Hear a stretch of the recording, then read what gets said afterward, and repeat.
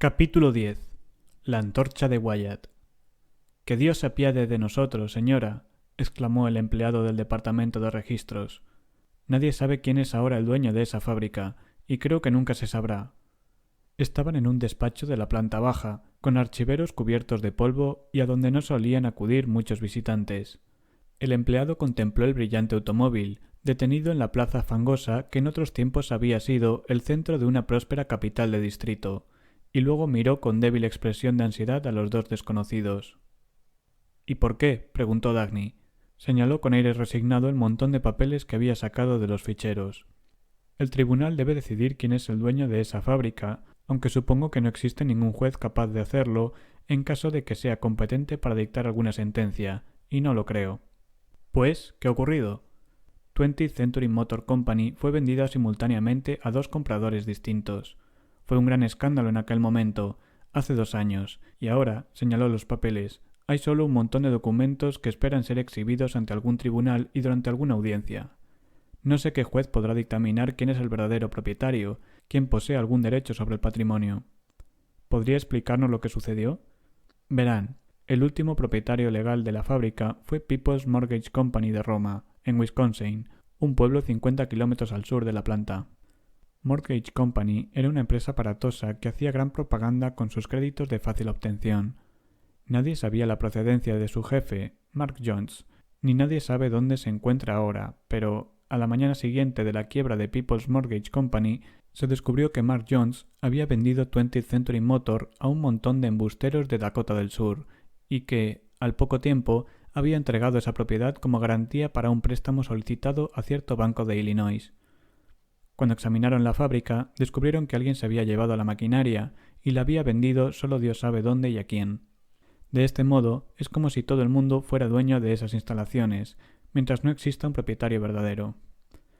La situación es esta. Los de Dakota del Sur, el banco y el abogado de los acreedores de People's Mortgage Company se demandan entre sí, reclamando la posesión de la fábrica sin que nadie tenga derecho a mover ni siquiera una rueda de allí, si quedara alguna rueda. ¿Mark Jones hacía funcionar la fábrica antes de venderla? No, señora. No era de la clase de sujetos que hacen funcionar nada. Él no quería ganar dinero. Solo le interesaba conseguirlo, y me parece que de ese modo obtuvo más dinero que si lo hubiera puesto en funcionamiento. El empleado se preguntó por qué aquel hombre rubio y de facciones duras, sentado del otro lado del escritorio, miraba lúgubremente hacia su coche, a un objeto grande, envuelto en lona y firmemente atado, que sobresalía levemente del maletero entreabierto. ¿Qué pasó con la documentación de esa fábrica? ¿A qué se refiere, señora? A los registros de producción, a los programas de trabajo y a los archivos del personal. Ah, ya no queda nada de eso. Hubo muchos saqueos, porque los diferentes propietarios se llevaron los muebles y todo cuanto pudieron, aun cuando el jefe de policía puso un candado en la puerta. Los documentos y todo lo demás, supongo, habrán sido robados por los de Starnesville, ese pueblo del valle, donde estos días lo están pasando bastante mal. Lo más probable es que usaran los papeles para encender fuego. ¿Queda alguien que haya trabajado en la fábrica?, preguntó Reirden. No, señor, por aquí no. Todos vivían en Starnesville. ¿Todos?, murmuró Dagny pensando en la ruinosa población. ¿También los ingenieros? Sí, señora. Ese era el pueblo base de la fábrica, pero todos se han marchado hace tiempo. ¿Recuerda por casualidad el nombre de alguien que haya trabajado allí? No, señora. ¿Cuál fue el último propietario de la empresa?, preguntó Reirden. No podría decírselo, señor. Han sucedido muchos conflictos y el lugar ha cambiado muchas veces de manos desde que falleció el viejo Jed Starnes, su constructor y el que organizó, según creo, toda esta parte del país, pero hace 12 años que pasó a mejor vida. ¿Podría darnos los nombres de los sucesivos propietarios? No, señor. Hace 3 años se incendió el viejo juzgado y desaparecieron muchos documentos. No sé dónde podrían encontrar esos nombres actualmente. ¿Sabe cómo llegó a adquirir la fábrica ese tal Mark Jones? Sí, eso lo sé. Se la compró al intendente Bascom de Roma. Lo que no sé es cómo Bascom llegó a ser dueño de ella. ¿Dónde está ahora Bascom? Sigue en Roma. Muchas gracias, dijo Reirden levantándose. Le haremos una visita. Cuando estaban a punto de salir, el empleado preguntó: ¿Qué están buscando? Queremos encontrar a un amigo, dijo Reirden, a un amigo del que no sabemos nada y que trabajó en esa fábrica. El intendente Bascom se reclinó en su sillón. Su pecho y su panza dibujaban el contorno de una enorme pera bajo la sucia camisa. En el aire del vestíbulo flotaba una mezcla de sol y de polvo. Bascom movió un brazo haciendo brillar el anillo, con un topacio de mala calidad, que llevaba en el dedo. No serviría de nada, señora, absolutamente de nada. Tratar de averiguar algo por medio de los lugareños sería perder el tiempo. Ya no queda nadie de los que trabajan en la fábrica, ni nadie se acuerda de ellos. Muchas familias se han ido de aquí, y las que aún permanecen no les servirán de nada. Pueden creerme, absolutamente de nada. Resulta inútil ser intendente de un montón de basura como esta. Había ofrecido asiento a sus visitantes, pero no le importó que la señora permaneciese de pie, junto a la baranda de la entrada. Se reclinó estudiando su larga figura. Mercadería de primera, pensó, y el hombre que iba con ella era obviamente rico. Dagny contemplaba las calles de Roma. Había casas, aceras, faroles e incluso un anuncio de una bebida sin alcohol. Sin embargo, era posible imaginar que no faltaba mucho para que llegara a ser igual que Starnesville. No existe documentación alguna de esa fábrica, siguió Bascom. Si es eso lo que desea, señora, más vale que desista. Es como buscar una aguja en un pajar, exactamente igual. ¿A quién le interesan los documentos? En una época como la nuestra, la gente quiere salvar solo los objetos buenos, sólidos y materiales. Hay que ser práctico. Por los sucios cristales de la ventana se divisaba el interior de la casa. Había alfombras persas sobre el irregular suelo de madera, un bar portátil con adornos cromados al lado de un muro manchado por las goteras de las últimas lluvias y un aparato de radio muy caro con un farol de querosén sobre él. Desde luego, fui yo quien le vendió la fábrica a Mark Jones. Era un buen hombre, vivaz, enérgico y agradable, que cometió algunas irregularidades, pero ¿quién no? Tal vez se le fue la mano. Confieso que yo no lo esperaba, porque lo creía lo suficientemente listo como para mantenerse dentro de la ley, o de lo que queda de ella. El intendente Bascom sonrió con placidez. Sus ojos eran astutos, pero sin inteligencia. Su sonrisa era amable, pero sin bondad. Amigos, no creo que ustedes sean detectives, continuó, pero aunque lo fueran, importaría muy poco. No tengo nada que ver con Mark. Él no quería que yo fuera parte de sus negocios, y no tengo la menor idea de dónde puede estar ahora. Suspiró.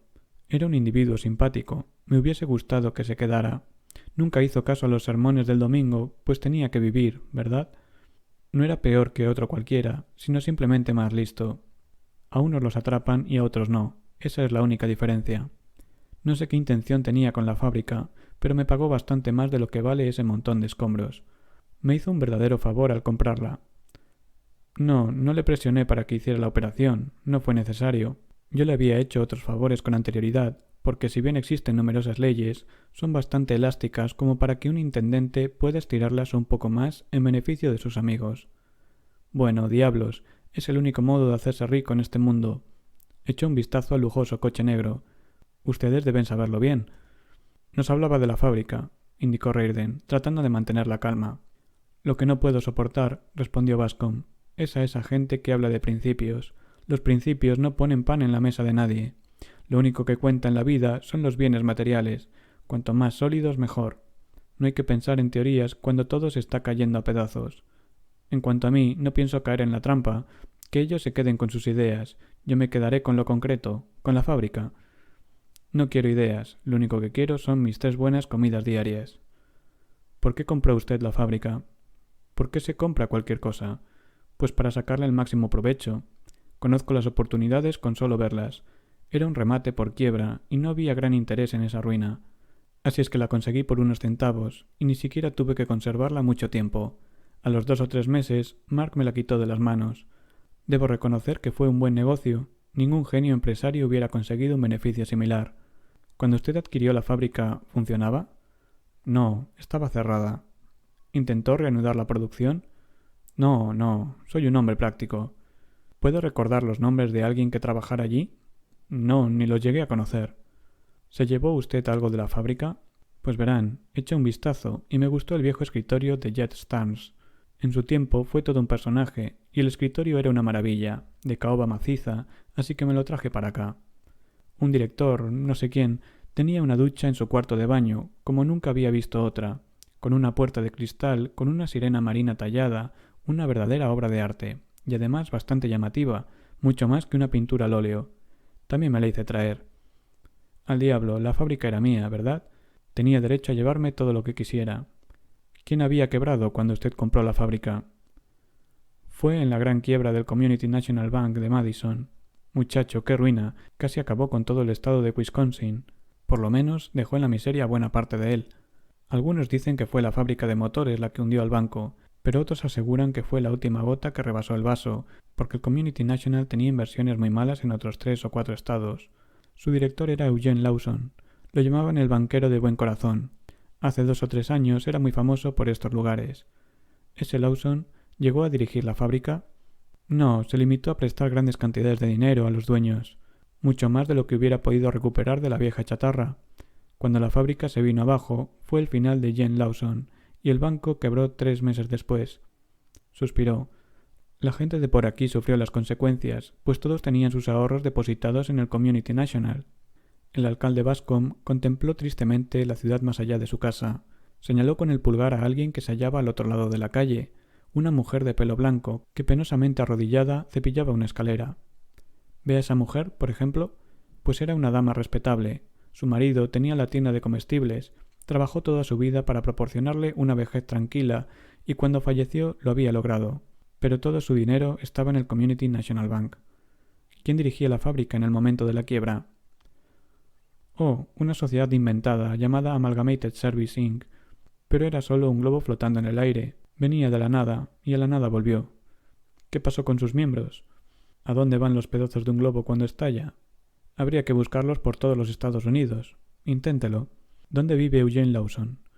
Oh, ese le ha ido muy bien. Tiene un trabajo en Washington, en la Oficina de Planificación Económica y Recursos Nacionales.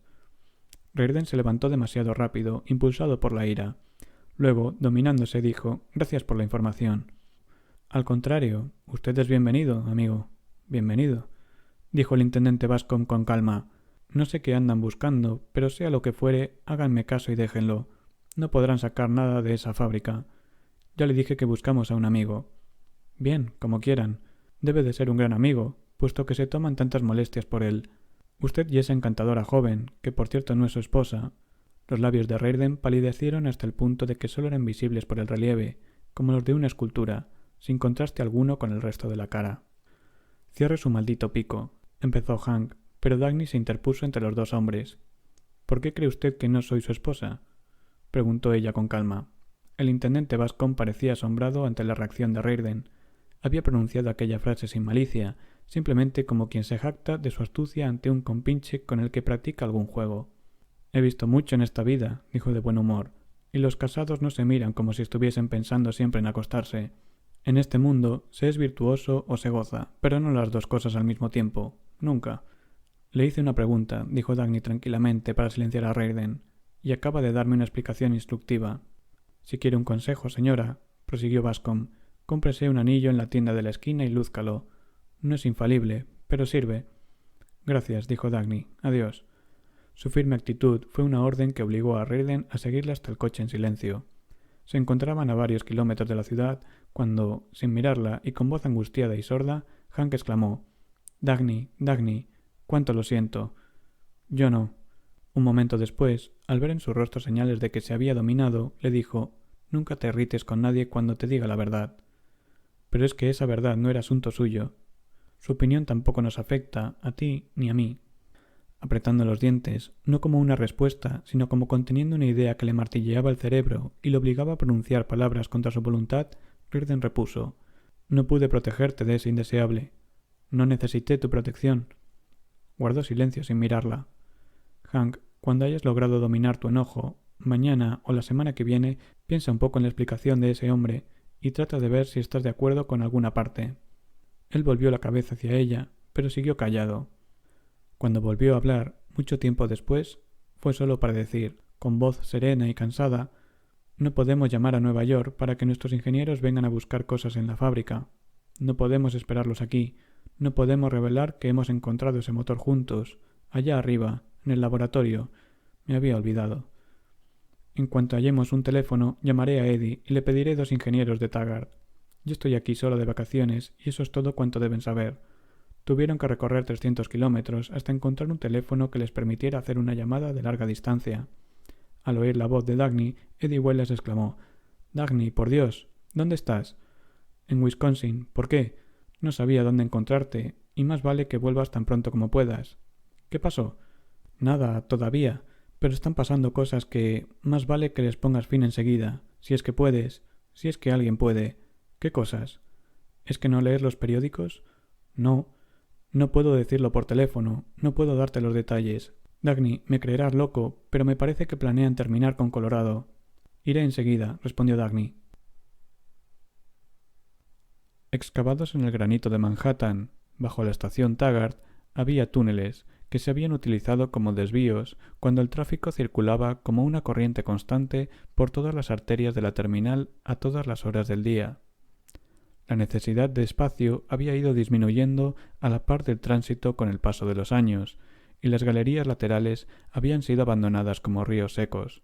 Unas cuantas luces azuladas seguían brillando sobre el granito, encima de los rieles cada vez más oxidados.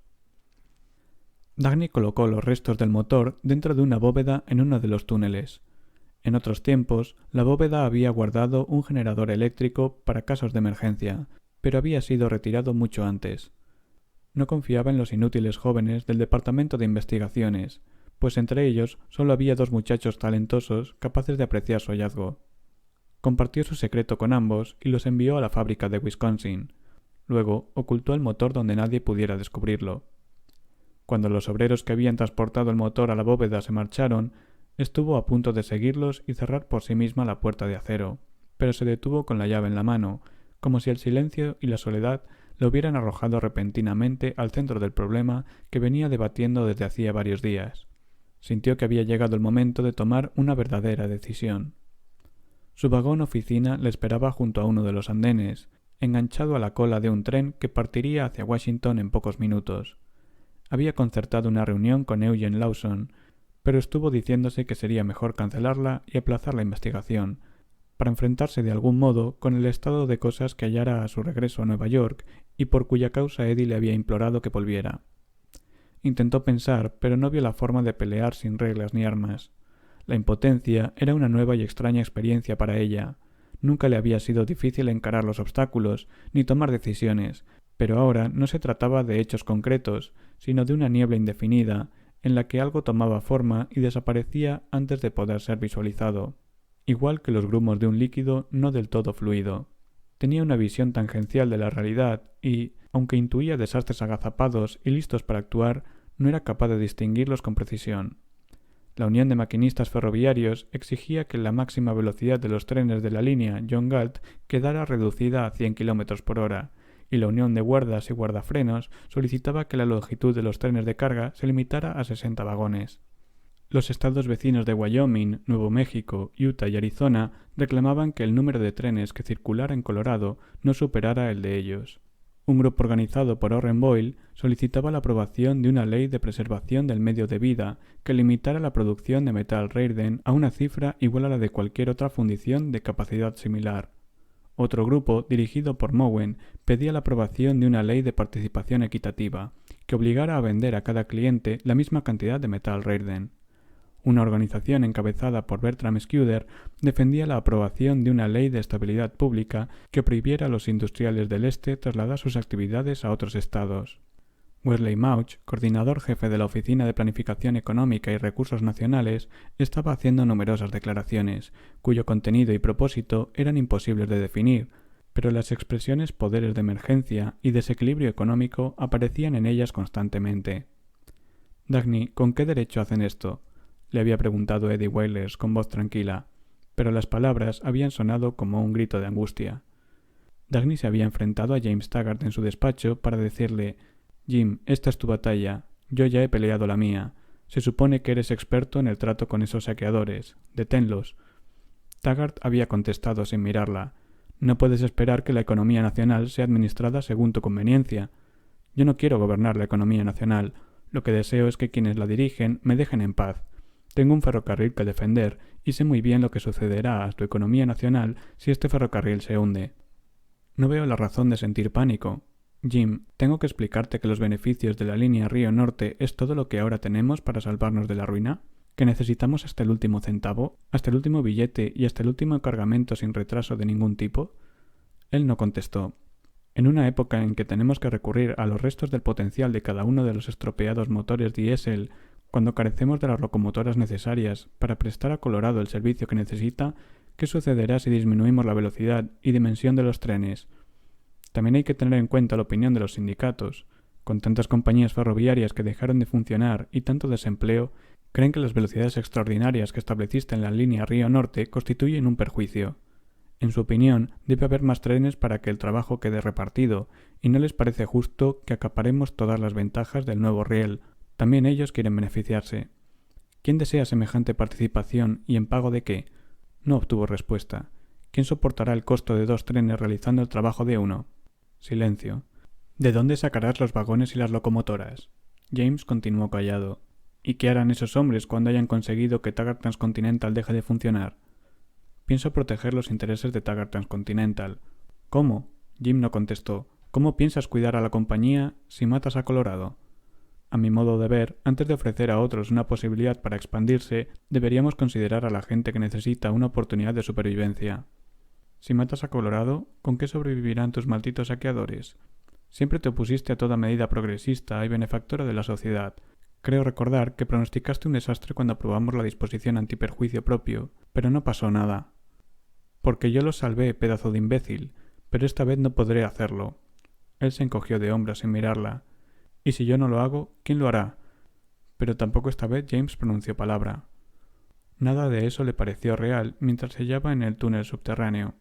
Comprendió que no podría tomar parte en la batalla de Jim, ni actuar contra hombres cuyas ideas no quedaban plenamente especificadas, hombres de motivos inciertos y dudosa moral. No podía decirles nada, porque no le escucharían ni le contestarían.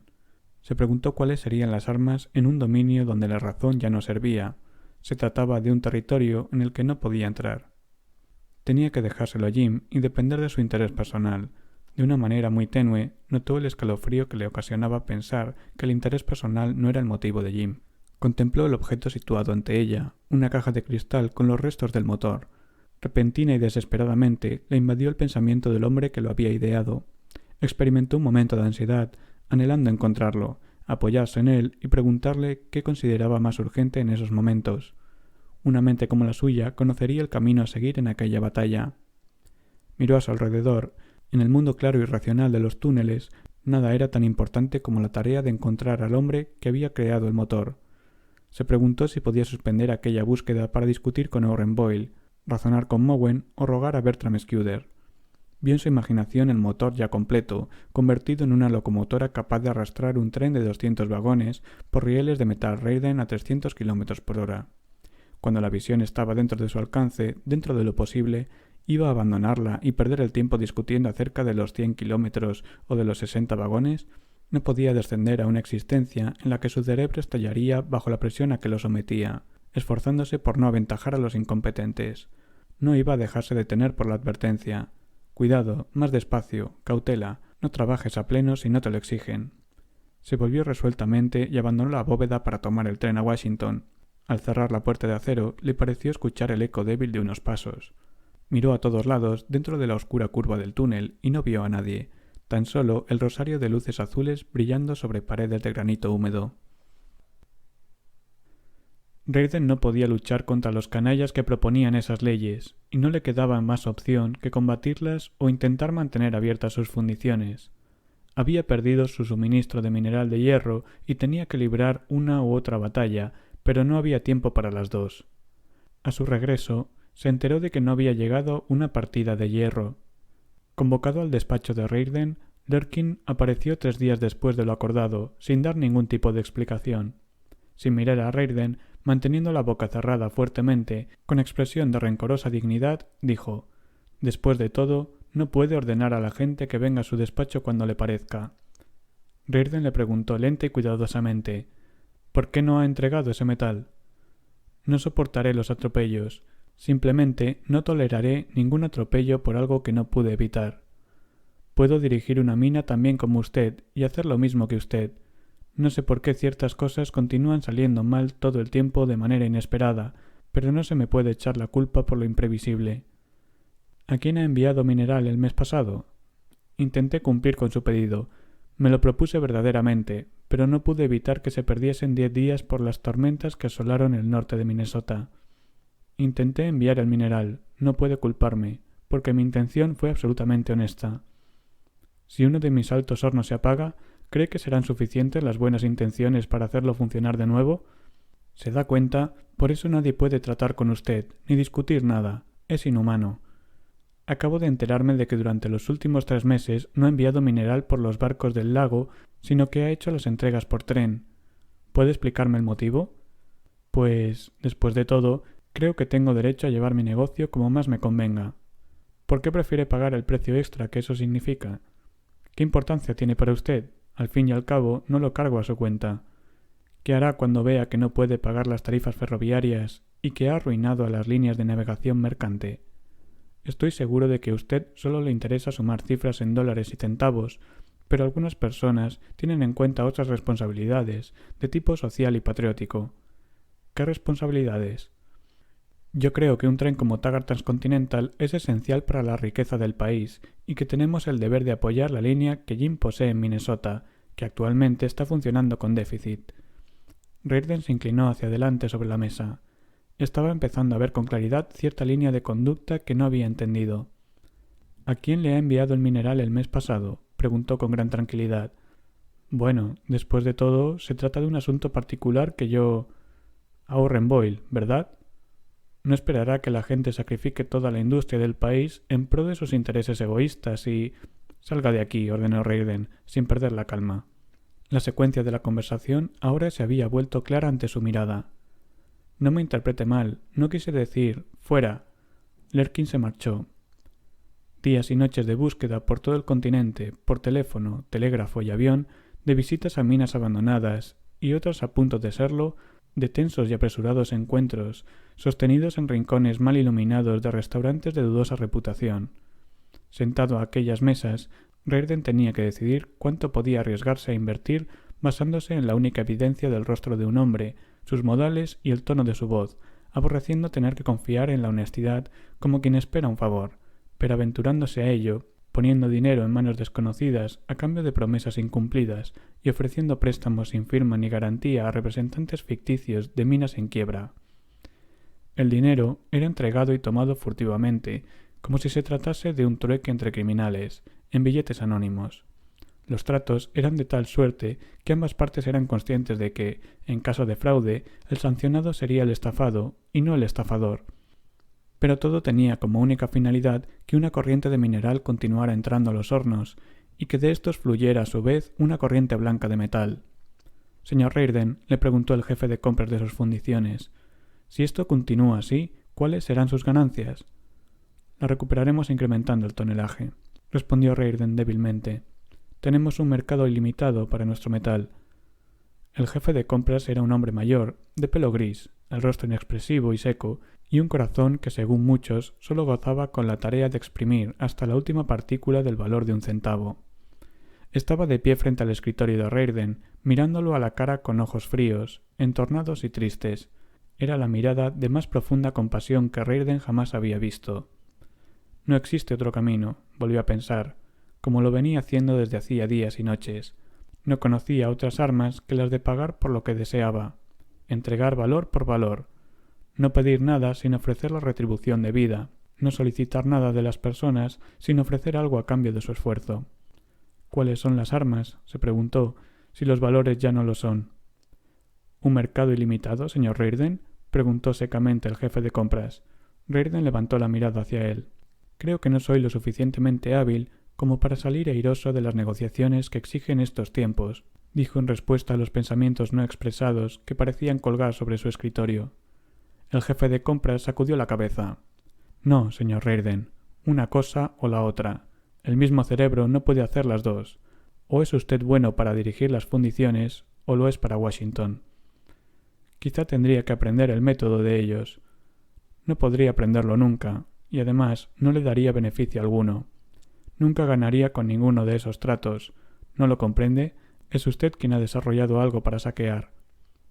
Al quedarse solo, Reardon experimentó una explosión de ciega cólera, como ya le había ocurrido antes, simplemente única y repentina como una descarga eléctrica. La rabia provocada por el reconocimiento de que uno no puede hacer tratos con la maldad, con esa maldad desnuda y consciente que no posee justificación ni la busca.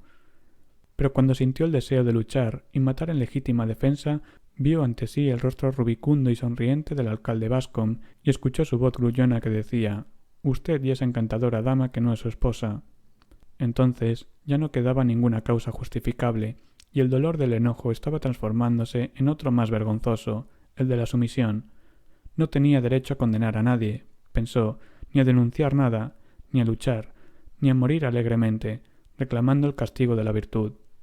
Promesas rotas, deseos inconfesables, traición, engaño, mentira y fraude. Él era el culpable de todo eso. ¿Qué forma de corrupción podría despreciar? Los grados no importaban, pensó. Unos centímetros más o menos de maldad no hacían la diferencia.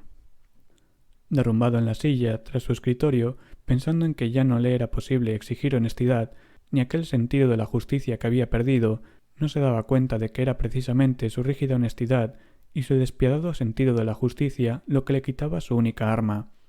Podía combatir contra los saqueadores, pero sin ira y sin fuego. Lucharía, pero solo como un miserable pelea contra su par. No pronunció palabra alguna, pero el dolor era su equivalente. Aquel punzante dolor que preguntaba: ¿quién soy yo para lanzar la primera piedra? Dejó que su cuerpo se desplomara sobre el escritorio. Dagny, pensó, Dagny, si este es el precio que tengo que pagar, lo pagaré. Seguía siendo el auténtico empresario, desconocedor de cualquier código que no fuera el de pagar por la satisfacción de sus deseos. Era muy tarde cuando volvió a casa y subió apresurada y silenciosamente la escalera a su dormitorio. Odiaba tener que escabullirse, pero llevaba meses haciéndolo cada noche al volver a su hogar. Ver a su familia se le había hecho insoportable, sin que supiera por qué. No los odies por tus propios pecados, se había dicho, pero comprendía vagamente que esa no era la raíz de su rencor. Cerró la puerta de su dormitorio como un fugitivo que consigue unos momentos de respiro. Se desnudó con cuidado, dispuesto a meterse en la cama buscando que ningún sonido traicionara su presencia, pues no deseaba ningún contacto con sus familiares, ni siquiera mental. Ya en pijama se disponía a encender un cigarrillo cuando se abrió la puerta. La única persona que podía entrar en su dormitorio sin llamar jamás lo había hecho. Quedó paralizado un instante, antes de darse cuenta de que quien acababa de entrar era Lilian. Llevaba una prenda estilo imperio, verde pálido, cuya falda brotaba en graciosos pliegues de la alta cintura. A primera vista era imposible decidir si se trataba de un vestido de noche o de una bata de dormir, pero era esto último. Se detuvo en el umbral, con la luz delineando su atractiva silueta. «Sé bien que no debería hablar con extraños», dijo suavemente, «pero tendré que hacerlo. Soy la señora Reirden». Él no supo si se trataba de un sarcasmo o de un ruego. Terminó de entrar y cerró la puerta como dueña del lugar. «¿Qué te ocurre, Lilian?», preguntó suavemente. «Querido, no deberías hacer ese tipo de confesiones, y menos de un modo tan desagradable». Cruzó pausadamente el cuarto, pasó ante la cama y se sentó en un sillón. «Estás admitiendo que solo puedo robar algo de tu tiempo si existe algún motivo muy especial. ¿O acaso tendría que concertar una cita a través de tu secretaria?» Él estaba en medio del cuarto, con el cigarrillo en los labios, mirándola sin contestar. Lilian se echó a reír. «Mi motivo es tan poco habitual que seguramente no se te habrá siquiera ocurrido. Soledad, querido. ¿Te importaría arrojar unas migajas de tu costosa dedicación a un mendigo? ¿Te molesta si me quedo aquí sin ninguna razón formal que requiera mi presencia?» «No me molesta», respondió él con calma. «Si lo deseas». «No tengo nada importante de qué hablar, ningún pedido de algún $1.000.000, ni negocios internacionales, ni rieles, ni puentes, ni siquiera te mencionaré la situación política. Tan solo deseo charlar como una mujer corriente acerca de cosas sin importancia». «Adelante». «Henry, ¿no tienes nada mejor que decirme?» Lilian Reirden se veía impotente y conmovedoramente sincera. «¿Qué quieres que diga después de eso? Supongamos que quisiera hablarte de una nueva novela que está escribiendo Val Fewbank. Me la ha dedicado. ¿Te interesa?» «Si quieres saber la verdad, no me interesa en absoluto». «¿Y si yo no quisiera saber la verdad?», preguntó riendo. «Pues entonces no sabría qué contestarte», repuso Reirden, sintiendo una ráfaga de sangre agolparse en su cerebro, tan bruscamente como una bofetada. De pronto advirtió la doble infamia de una mentira dicha como declaración de honradez. Se lo había dicho sinceramente, pero implicaba una jactancia a la que él ya no tenía más derecho. ¿Para qué querrías mi opinión si no fuera por la verdad? Preguntó. ¿Para qué? ¿Ves? Esa es la crueldad de las personas de conciencia. No me comprenderías, o sí, si te dijera que la devoción verdadera consiste en prestarse a la mentira, al engaño y al fraude, a fin de hacer feliz a otra persona. Crear la realidad que ella desea, si no le gusta aquella en la que vive. No, respondió él lentamente, no lo comprendería. Es muy sencillo. Si a una mujer hermosa le dices que es hermosa, ¿qué le has dado? No es más que la constatación de un hecho que no te ha costado nada. Pero si a una mujer fea le dices que es bonita, le ofreces el inmenso homenaje de corromper el concepto de belleza. Amar a una mujer por sus virtudes no tiene sentido. Ella se lo merece. Es un pago y no un regalo. Pero amarla por sus defectos es un auténtico regalo, no ganado ni merecido. Amarla por sus defectos es prostituir toda virtud por su bien, y ese es un verdadero tributo, porque sacrificas tu conciencia, tu razón, tu integridad y tu inestimable amor propio. La miró inexpresivamente. Todo sonaba como una especie de monstruosa desnaturalización. Era imposible imaginar que alguien pudiera expresarla de verdad. Se preguntó por qué hablaba de semejante modo. Querido, ¿qué es el amor sin sacrificio? Preguntó desenvuelta en el tono de una charla de salón. ¿Y qué es el sacrificio si no estás dispuesto a dar lo que consideramos más precioso e importante? Pero no espero que lo entiendas. No un puritano de acero inoxidable como tú. Es el inmenso egoísmo del puritano. Dejarías que el mundo entero explotara en 1000 pedazos antes que ensuciar tu inmaculado ser con una simple mancha de la que avergonzarte. Nunca pretendí ser inmaculado, repuso él extrañamente tenso y solemne. Lilian echó a reír. ¿Y qué crees ahora sino eso? Me estás dando una respuesta sincera, ¿no? Encogió sus desnudos hombros. Oh, querido, no me tomes en serio. Hablaba por hablar. Aplastó su cigarrillo en un cenicero, sin pronunciar palabra. Querido, dijo Lilian, vine solo porque no dejo de pensar que tengo esposo y quería recordar cómo eres. Lo estudió mientras él permanecía de pie en medio de la habitación. El azul oscuro de su pijama ponía de relieve las largas y duras líneas de su cuerpo. Eres muy atractivo, continuó. Estos últimos meses has mejorado, estás más joven. ¿Acaso debería decir que pareces más feliz? No te veo tan nervioso. Oh, sé que trabajas más que nunca y que actúas como un jefe de cuadrilla en un bombardeo aéreo, pero es solo por afuera. En tu interior estás más aliviado. La miró con asombro. Era cierto y no se había dado cuenta ni tenido ocasión de admitirlo. Se asombró ante su capacidad de observación. Durante esos últimos meses lo había visto muy poco, pues no entraba en su dormitorio desde su regreso de Colorado. Había pensado que Lilian hasta agradecería aquel aislamiento, pero ahora se preguntó qué podía haberla vuelto tan sensible a sus cambios, a menos que se tratara de un sentimiento de mayor alcance del que hubiera sospechado en ella. No lo había advertido, dijo.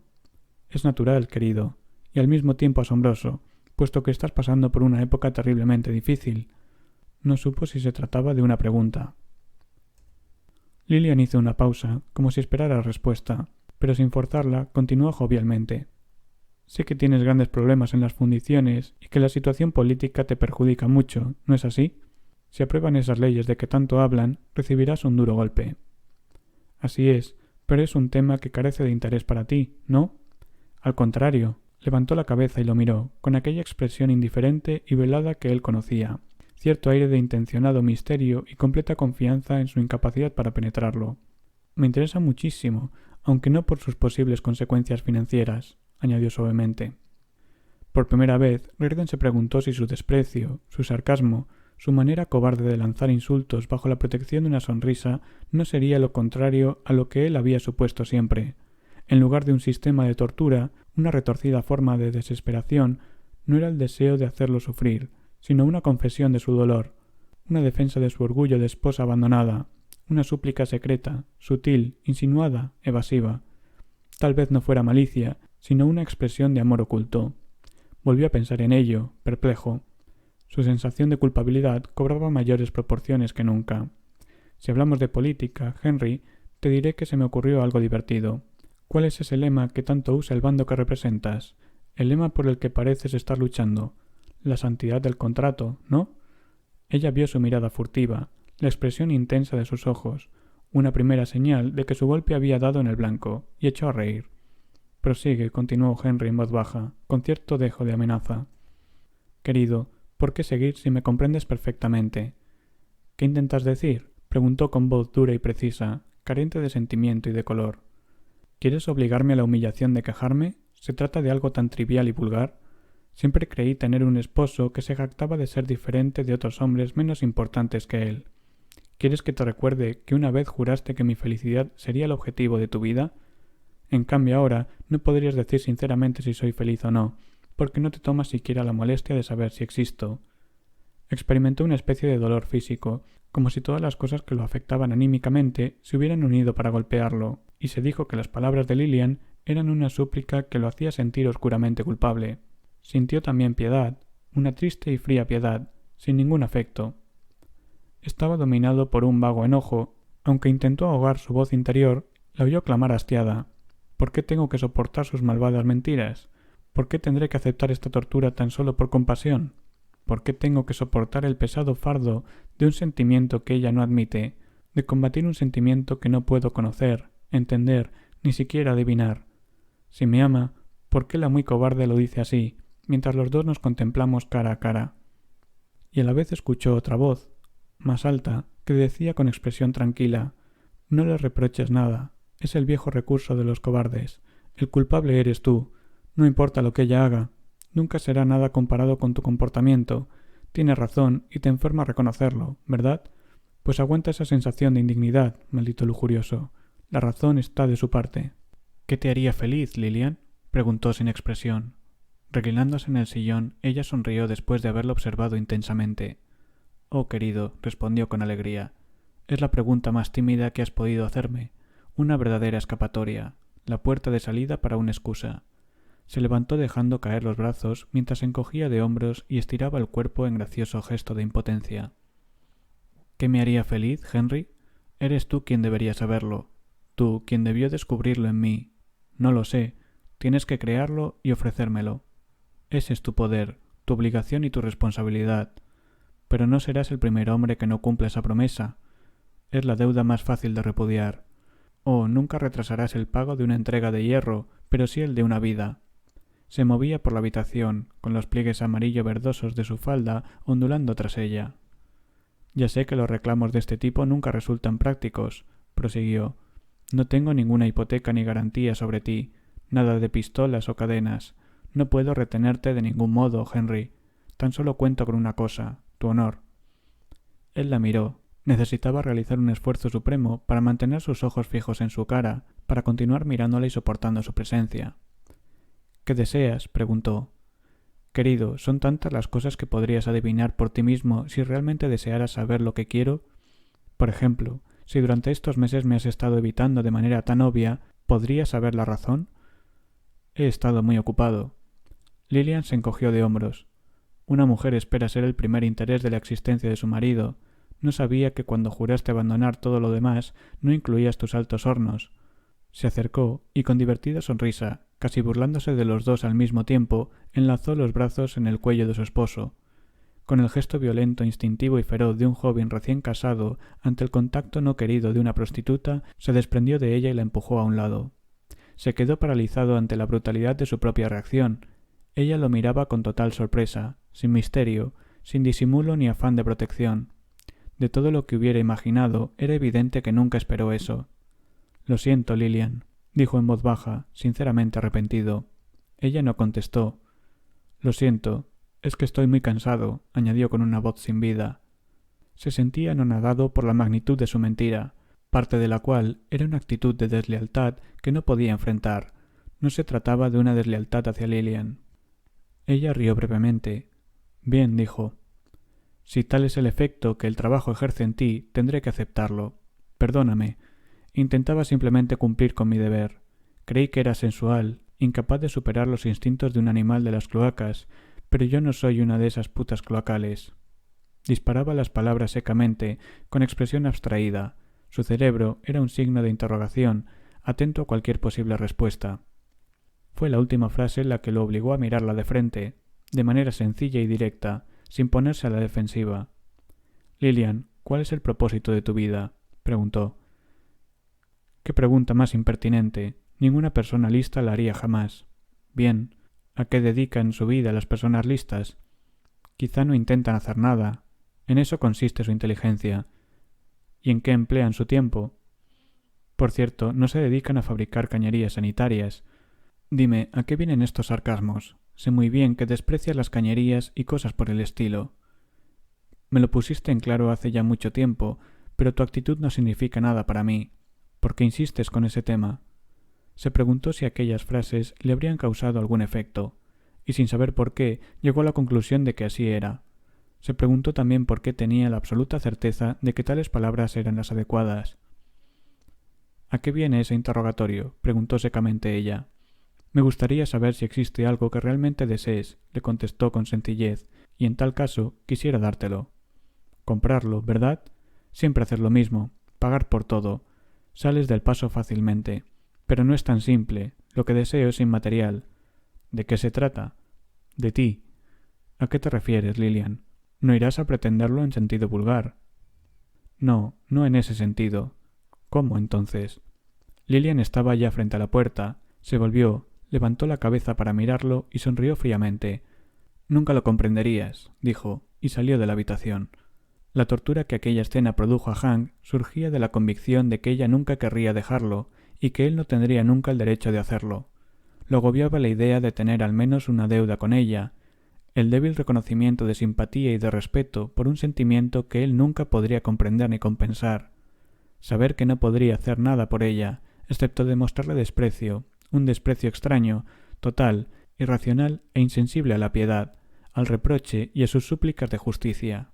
Y sobre todo, y esto era lo más duro, la orgullosa repugnancia contra su propio veredicto, contra su convicción de ser mucho más innoble que esa mujer a la que despreciaba. Luego, todo eso dejó de importarle. Fue retrocediendo hasta perderse en alguna dimensión exterior, para dejarle solo la certeza de estar dispuesto a soportar cualquier cosa, en un estado a la vez de tensión y de paz. Tendido en la cama, con el rostro apretado contra la almohada, pensaba en Dagny, en su figura esbelta y sensual cuando temblaba al contacto de sus manos. Le hubiera gustado tenerla otra vez en Nueva York, a tal punto que habría ido a verla inmediatamente en mitad de la noche. Eugene Lawson estaba sentado ante su escritorio como si se tratara del tablero de mando de un bombardero que volara por encima del continente, pero, a veces, se olvidaba y su cuerpo se relajaba, sus músculos se aflojaban dentro del traje como si de pronto el mundo entero dejara de importarle. La boca era la única parte de su rostro que no podía controlar a voluntad, incómodamente grande, resaltaba en su rostro delgado, atrayendo cuando hablaba la mirada del interlocutor con un movimiento de su labio inferior, retorciendo la húmeda superficie en extrañas contorsiones. No me avergüenzo, dijo Eugene Lawson, señorita Taggart. Quiero que sepa que no me avergüenzo de mi pasada gestión como presidente del Community National Bank de Madison.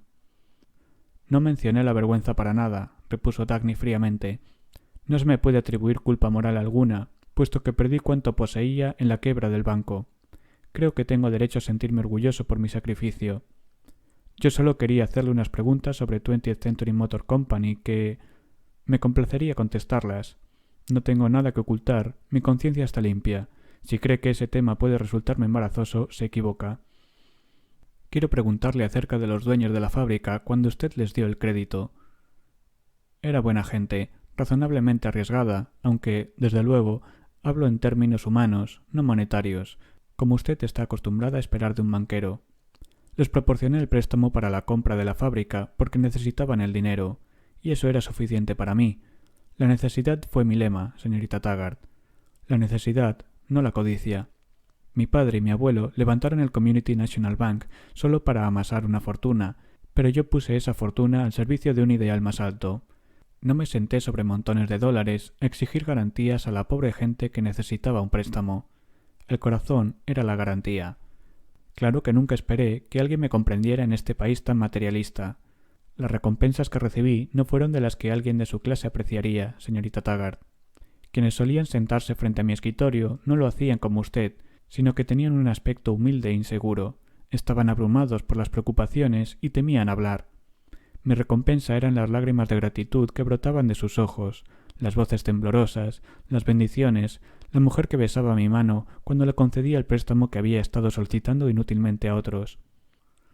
¿Podría decirme los nombres de los dueños de la fábrica? Era una empresa esencial para la región. Me sentí plenamente justificado para ofrecerles el préstamo. Dio empleo a millares de obreros que no tenían otro medio de vida. ¿Conoce alguno de los que trabajaron allí? Desde luego, los conocía a todos. Eran personas y me interesaban, no eran máquinas para mí. Me interesaba el lado humano de la industria, no la caja registradora. Dagny se inclinó sobre la mesa. ¿Conoció a alguno de los ingenieros? ¿Los ingenieros? No, yo era mucho más democrático que eso. Solo me interesaban los obreros, el hombre común. Todos me conocían. Cuando entraba en las tiendas agitaban la mano y exclamaban: «Hola, Jen». Me llamaban así, Jen. Pero estoy seguro de que esto no le interesa. Es historia antigua. Si es que ha venido a Washington para hablarme de su ferrocarril, se irguió vivamente, volviendo a su actitud de piloto de bombardero. No sé si puedo prometerle algún tipo de consideración especial, ya que es mi deber considerar los intereses nacionales por encima de los privilegios de los intereses particulares que... No he venido a hablar de mi ferrocarril, contestó Dagny desconcertada. No tengo el menor interés en tratar ese asunto con usted. ¿No?, preguntó él, decepcionado. No, he venido buscando información acerca de esa fábrica de motores.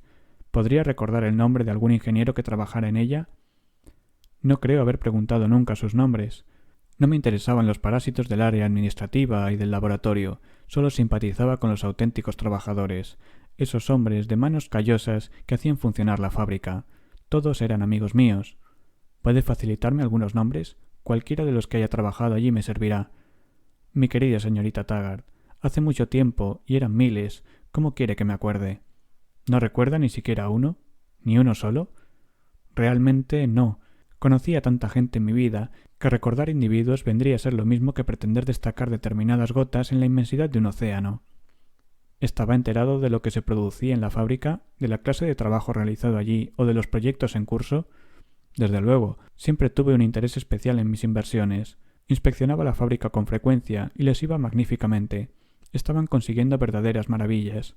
El alojamiento de los obreros era el mejor del país. Había cortinas de encaje y flores en cada ventana, y todas las casas poseían un terreno para el jardín, y habían construido una nueva escuela para los niños. ¿Sabe algo del trabajo de investigación realizado por los laboratorios? Sí, tenían un laboratorio magnífico, muy avanzado, muy dinámico, con visión de futuro y grandes proyectos. ¿Recuerda haber oído algo acerca de planes para producir un nuevo tipo de motor?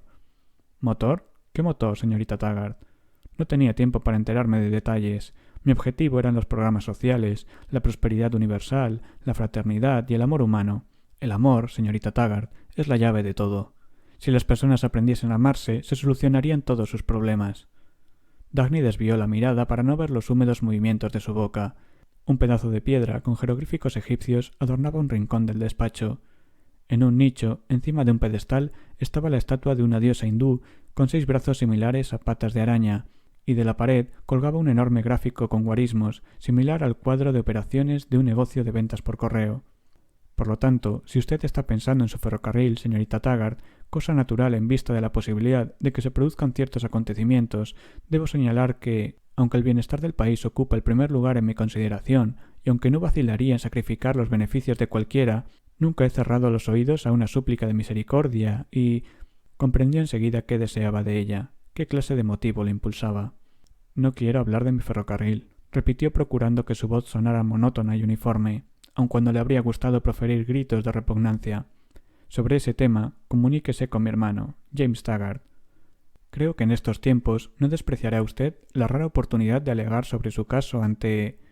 ¿Conserva alguna documentación perteneciente a la fábrica de motores?, preguntó Dagny muy erguida, con las manos firmemente apretadas. ¿Qué documentos? Ya creo haberle dicho que perdí cuanto tenía cuando quebró mi banco. Su cuerpo volvió a ponerse fofo y todo su interés se desvaneció. Pero no importa. Solo perdí riqueza material. No soy el primero en la historia que sufre por sus ideales. Fui derrotado por la avaricia de quienes me rodean. No pude establecer un sistema de hermandad y de amor en aquel pequeño estado, en una nación de egoístas y devoradores de dólares. No fue culpa mía, pero no dejaré que me venzan. Nada me detendrá. Estoy combatiendo intensamente por el privilegio de servir a mi prójimo. ¿Documento, señorita Taggart? El documento que dejé al partir de Madison ha quedado inscrito en los corazones de los pobres, que nunca hasta entonces habían tenido una oportunidad. Dagny no quería pronunciar una palabra fuera de lugar, pero le costaba controlarse. En su mente seguía la figura de la anciana que restregaba los peldaños de su escalera. ¿Ha vuelto usted a aquel rincón del país? No es culpa mía, gritó. Es culpa de los ricos que aún tenían dinero, pero no quisieron sacrificarlo para salvar mi banco y a la gente de Wisconsin. No puede reprocharme nada. Lo perdí todo. Señor Lawson, dijo Dagny haciendo un esfuerzo, ¿recuerda por casualidad el nombre de quien encabezaba la corporación propietaria de la fábrica? La corporación a la que prestó usted el dinero se llamaba Amalgamated Service, ¿no es cierto? ¿Quién era su presidente? Ah, ese sí, lo recuerdo bien. Era Lee Hunsaker, un joven con muchas cualidades, que ha tenido que soportar terribles golpes. ¿Dónde se encuentra ahora? ¿Sabe dónde vive? Pues creo que en Oregón, en Grangeville, Oregón. Mi secretaria se lo puede decir, pero no comprendo por qué le interesa. Señorita Taggart, si lo que quiere es ver a Wesley Mauch, permítame decirle que da gran importancia a mi opinión personal en asuntos concernientes a ferrocarriles y otros... No pretendo ver al señor Mauch, dijo Dagny levantándose. Entonces, no comprendo. ¿Cuál ha sido su propósito al venir aquí? Trato de encontrar a un hombre que trabajaba en 20th Century Motor Company. ¿Qué desea de él? Que trabaje en mi ferrocarril. Extendió los brazos con expresión irritada e incrédula. En estos momentos, cuando problemas cruciales pesan en la balanza, usted pierde su tiempo buscando a un solo empleado. Créame, el futuro de su ferrocarril depende de Mauch y no de un empleado cualquiera, cuyo paradero trata de averiguar. Buenos días, dijo Dagny. Cuando se volvió para salir, él dijo con voz enardecida y penetrante: No tiene derecho alguno a despreciarme. Se detuvo y lo miró. No he expresado ninguna opinión. He perdido mi dinero, soy inocente, lo perdí por una buena causa. Mis intenciones eran puras, no quería nada para mí. Nunca busqué nada para mi propio beneficio, señorita Taggart. Puedo afirmar con orgullo que en toda mi vida jamás he conseguido beneficio alguno. La voz de Dagny era tranquila, serena y solemne al contestar. Señor Lawson, debo decirle que, de todas las declaraciones que un hombre puede hacer, esta es la que considero más despreciable. Nunca tuve una oportunidad, exclamó Lee Hunsaker. Estaba sentado en medio de la cocina, ante una mesa atestada de papeles. No se había afeitado y su camisa estaba sucia. Resultaba difícil adivinar su edad. La piel de su cara parecía suave y tensa, como si el paso de los años no hubiera ejercido efecto alguno sobre él. En cambio, el pelo grisáceo y los ojos brumosos lo mostraban consumido por el cansancio. Tenía 42 años. Nadie nunca me ha dado una oportunidad. Deben estar satisfechos por lo que consiguieron de mí, pero no crea que no lo sé. Siempre me engañaron. Que nadie se jacte de amabilidad y condescendencia. Todos son una maldita banda de hipócritas. ¿Quiénes? Preguntó Dagny. Todo el mundo, repuso Lee Hunsaker. En el fondo, todos son basura y de nada sirve imaginar lo contrario. ¿Justicia? Mire, describió un movimiento circular con el brazo. Un hombre como yo reducido a esto. Más allá de la ventana, la luz del mediodía era una penumbra grisácea entre los pobres tejados de los desnudos árboles de un lugar que no podría llamarse campo, pero tampoco ciudad. El abandono y la humedad impregnaban las paredes de la cocina. Los platos del desayuno aún estaban sucios en el fregadero. Una cacerola con estofado hervía sobre la hornalla, expulsando vapor, junto con el aroma grasiento de la carne barata, y una máquina de escribir sobresalía entre los papeles de la mesa. 20th Century Motor Company, continuó Lee Hunsaker, fue una de las empresas más ilustres en la historia de la industria de los Estados Unidos. Yo fui su presidente, yo era el propietario de la fábrica, pero no quisieron darme una oportunidad. ¿Usted era el presidente de 20th Century Motor Company? Creí que encabezaba una corporación llamada Amalgamated Service. Sí, es lo mismo. Nos hicimos cargo de la fábrica. Queríamos hacerla funcionar exactamente igual que sus antiguos propietarios, o aún mejor. Éramos tan importantes como ellos. Al fin y al cabo, ¿quién era Jed Starnes? Solo un inculto, un mecánico de garaje. ¿Sabe usted cómo empezó? Pues sin ningún apoyo. Mi familia había pertenecido a los 400 de Nueva York. Mi abuelo era miembro de la legislatura nacional. No es culpa mía que mi padre no tuviera dinero suficiente para darme un automóvil cuando me envió a la escuela. Todos los demás jóvenes tenían su coche, pero mi apellido era tan bueno como cualquiera de los suyos. Cuando ingresé en el colegio, se interrumpió bruscamente. ¿De qué periódico dice que viene? Dagny le había dado su nombre, pero sin saber por qué, se alegraba de que no la hubiera reconocido. Tampoco había registrado el motivo de su visita, por lo cual prefería no revelar sus verdaderas intenciones. No dije que viniera de ningún periódico, explicó. Necesito cierta información sobre esa fábrica de motores con un propósito particular, y no para una publicación. Oh, exclamó decepcionado, y añadió con aire triste, como si Dagny fuera culpable de una deliberada ofensa contra él. Pensé que usted quizá venía a entrevistarme para anticipar la autobiografía que estoy escribiendo. Señaló los papeles que cubrían la mesa. Pienso decir en ella muchas cosas. Tengo el propósito... Diablos, exclamó recordando repentinamente algo. Corrió a la cocina, levantó la tapa de la olla y hurgó su contenido con torpeza y sin prestar atención a lo que estaba haciendo. Volvió a dejar la cuchara húmeda, goteando grasa, y regresó a la mesa. Sí, señor. Voy a publicar mi autobiografía, si es que alguien me da una oportunidad, declaró. Pero, ¿cómo concentrarme en un trabajo serio cuando tengo que hacer todas estas cosas? Señaló la cocina con un movimiento de cabeza. ¿Qué van a ser, amigos míos? Esta gente cree que porque me dio alojamiento aquí puede explotarme como un perro, solo porque no puedo ir a ningún otro lado. Estas viejas amistades la tienen conmigo. Él ni siquiera mueve un dedo por la casa, se la pasa sentado todo el día en su mísero negocio de útiles de escritorio. ¿Puede compararse la importancia de eso con el libro que estoy escribiendo? Ella va de compras y me dice que vigile su maldita comida, cuando sabe bien que un escritor necesita concentración y paz, pero ¿le importa? ¿Sabe lo que hizo hoy? Se inclinó confidencialmente sobre la mesa, señalando los platos sucios. Se fue al mercado, dejó todo ahí y dijo que lo lavaría más tarde. Sé lo que quería, que lo hiciera yo, pero voy a hacerla rabiar. Lo dejaré tal como está. ¿Puedo hacerle algunas preguntas sobre la fábrica de motores? ¿No cree usted que esa fábrica es lo único que tuve en la vida? Antes había tenido muchos cargos importantes en empresas de aparatos quirúrgicos, industrias papeleras, fábricas de sombreros de hombre y de aspiradoras. Pero esa clase de productos no me daban demasiados beneficios. En cambio, la fábrica de motores, esa sí que fue mi gran oportunidad, lo que siempre había estado esperando. ¿Cómo la adquirió? Estaba hecha para mí. Era mi sueño convertido en realidad. La fábrica cerró por quiebra, pues los herederos de Jet Starnes se quedaron sin un centavo. No sé exactamente lo que ocurría, pero sí que hubo algunos líos y que la compañía quebró. Los del ferrocarril dejaron de prestar servicio con su línea secundaria, y nadie quería aquello, ni regalado.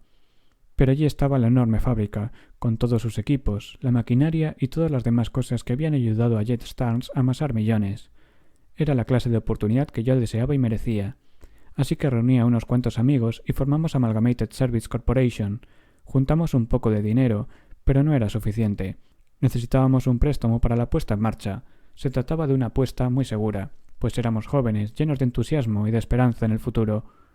¿Pero cree usted que alguien nos alentó? No, y mucho menos esos ambiciosos buitres atrincherados en sus privilegios. ¿Cómo íbamos a triunfar en la vida si nadie quería facilitarnos la compra de una fábrica? No podíamos competir con esos mocosos que heredan una cadena de empresas. ¿O sí? ¿No teníamos acaso derecho a una oportunidad igual? No me hable de justicia. Trabajé como un condenado, intentando conseguir ese préstamo, pero el maldito Midas Mulligan me puso el cepo. ¿Midas Mulligan? Preguntó Dagny acomodándose mejor en su silla. Sí, el banquero que parecía un chofer de camión y se portaba como tal. ¿Conoció usted a Midas Mulligan? Que si lo conocí, soy el único que alguna vez lo ha derrotado, aunque admito que no me dio demasiados beneficios. Algunas veces, con una extraña inquietud, Dagny se había preguntado, como se pregunta sobre historias de buques abandonados flotando en el agua o de luces misteriosas en el cielo, acerca de la desaparición de Midas Mulligan. No había motivo para resolver aquellos acertijos, excepto el atractivo de que no tenía sentido que fueran misterios. No podían ser casuales y, sin embargo, no existían causas que lo explicaran. En otra época, Midas Mulligan había sido uno de los hombres más ricos y, en consecuencia, más famosos del país. Jamás se equivocaba en sus inversiones, y todo cuanto tocaba se convertía en oro. Es porque sé qué tocar, solía decir. Nadie pudo averiguar la forma en que alcanzaba sus éxitos, pues rechazaba negocios que todos consideraban perfectamente seguros e invertía enormes cantidades en empresas que no hubieran atraído a ningún otro banquero. Con los años, fue el gatillo que disparó por la nación inesperadas y espectaculares balas en forma de triunfos industriales. Había invertido dinero en Rearden Steel al comienzo y ayudado a su dueño a completar la compra de fundiciones abandonadas en Pensilvania. Cuando, en una oportunidad, un economista se refirió a él como un apostador audaz, Mulligan le respondió: «El motivo por el que usted nunca será rico es creer que todo lo que yo hago es apostar. Se rumoreaba que al tratar con Midas Mulligan era preciso observar cierta regla no escrita que consistía en que si el solicitante de un préstamo mencionaba sus necesidades personales o cualquier sentimiento de índole similar, la entrevista quedaba terminada y jamás volvía a disfrutar de una nueva oportunidad de hablar con él. Cuando se le preguntó si era capaz de nombrar a un ser más perverso que quien cierra su corazón a la misericordia, respondió: sí, el que utiliza como arma la compasión de otro. En su larga carrera había ignorado todos los ataques públicos en su contra, excepto uno. Su verdadero nombre era Michael, pero cuando un periodista humanitario lo apodó Midas Mulligan a guisa de insulto, él se presentó a los tribunales solicitando el cambio legal de su nombre de pila por el de Midas. La petición fue otorgada. A los ojos de sus contemporáneos había cometido un pecado imperdonable. Estaba orgulloso de su riqueza. Eso era todo lo que había escuchado Dagny sobre ese personaje, pero nunca llegó a conocerlo. 7 años atrás, Mulligan se había ido de su casa una mañana y jamás volvió a saberse de él. Al día siguiente, los clientes del Banco Mulligan de Chicago habían recibido la instrucción de retirar sus fondos porque el banco iba a cerrar. En las investigaciones posteriores, se supo que Mulligan había planeado el cierre en forma anticipada hasta en sus más mínimos detalles y sus empleados se habían limitado a cumplir órdenes. Fue el cierre de operaciones más ordenado del que el país hubiera sido testigo alguna vez. Cada cliente recibía su capital y hasta el último centavo de sus intereses. Los bienes del banco habían sido vendidos por separado a distintas instituciones financieras y, al realizarse el balance, se comprobó que las cifras cerraban perfectamente. No faltó ni sobró nada. El Banco Mulligan había sido liquidado. No se encontró el menor indicio de los motivos que impulsaron a Mulligan, ni se supo de él ni de su fortuna personal. Hombre y dinero desaparecieron como si nunca hubieran existido. Nadie tuvo el menor aviso de su decisión, ni se pudo hallar causa alguna que le explicara. Si simplemente deseaba retirarse, se preguntaba la gente, ¿por qué no había vendido el banco con un enorme beneficio, en vez de destruirlo? Pero nadie estaba en condiciones de dar una respuesta. Mulligan no tenía familia ni amigos. Sus sirvientes no sabían nada. Aquella mañana salió de su casa como de costumbre, pero no regresó. Dagny había pensado durante muchos años que la desaparición de Mulligan era inexplicable, como si de la noche a la mañana se esfumara un rascacielos neoyorquino y quedase en su lugar un lote vacío. Un hombre como Mulligan y una fortuna como la suya no podían permanecer ocultos. Un rascacielos no podía perderse. Se lo vería asomarse detrás de cualquier montaña o bosque que eligiera para esconderse. Si se hubiera destruido, el montón de ruinas no podría tampoco evaporarse por completo. Pero Mulligan se había evaporado, y en los 7 años transcurridos, entre una masa de rumores, conjeturas y teorías, informes publicados en los suplementos dominicales y afirmaciones de testigos que aseguraban haberlo visto en todos los lugares del mundo, jamás se descubrió una pista capaz de conducir a una explicación verosímil de la pérdida de Mulligan. Entre las diversas teorías existía una tan improbable que Dagny empezó a considerarla cierta, aunque nada en la naturaleza del banquero podía sugerirla. Se decía que la última persona que lo había visto, la mañana en que se marchó para siempre, era una vieja vendedora de flores, cuyo puesto estaba a la vuelta del Banco Mulligan. Esta señora aseguraba que se había detenido a comprarle un ramo de las primeras campanillas del año, y que su cara era la más feliz que jamás había visto. Parecía un joven que contemplara una enorme y atractiva visión, abierta totalmente ante él. Las huellas de dolor o tensión, el sedimento que los años depositan en una cara humana, habían desaparecido, y todo cuanto había en su rostro era alegría, vivacidad y paz. Tomó las flores como bajo un impulso repentino e hizo un guiño a la anciana, como compartiendo alguna broma, y le dijo: «No sabe usted cuánto me ha gustado vivir». Ella lo contempló admirada, y Mulligan se alejó, echando al aire el ramo como si fuera una pelota. Su corpulenta y erguida figura, cubierta por un sencillo pero costoso abrigo, se fue perdiendo en la distancia hasta desaparecer entre los rectos acantilados de oficinas en cuyas ventanas centelleaba el sol primaveral.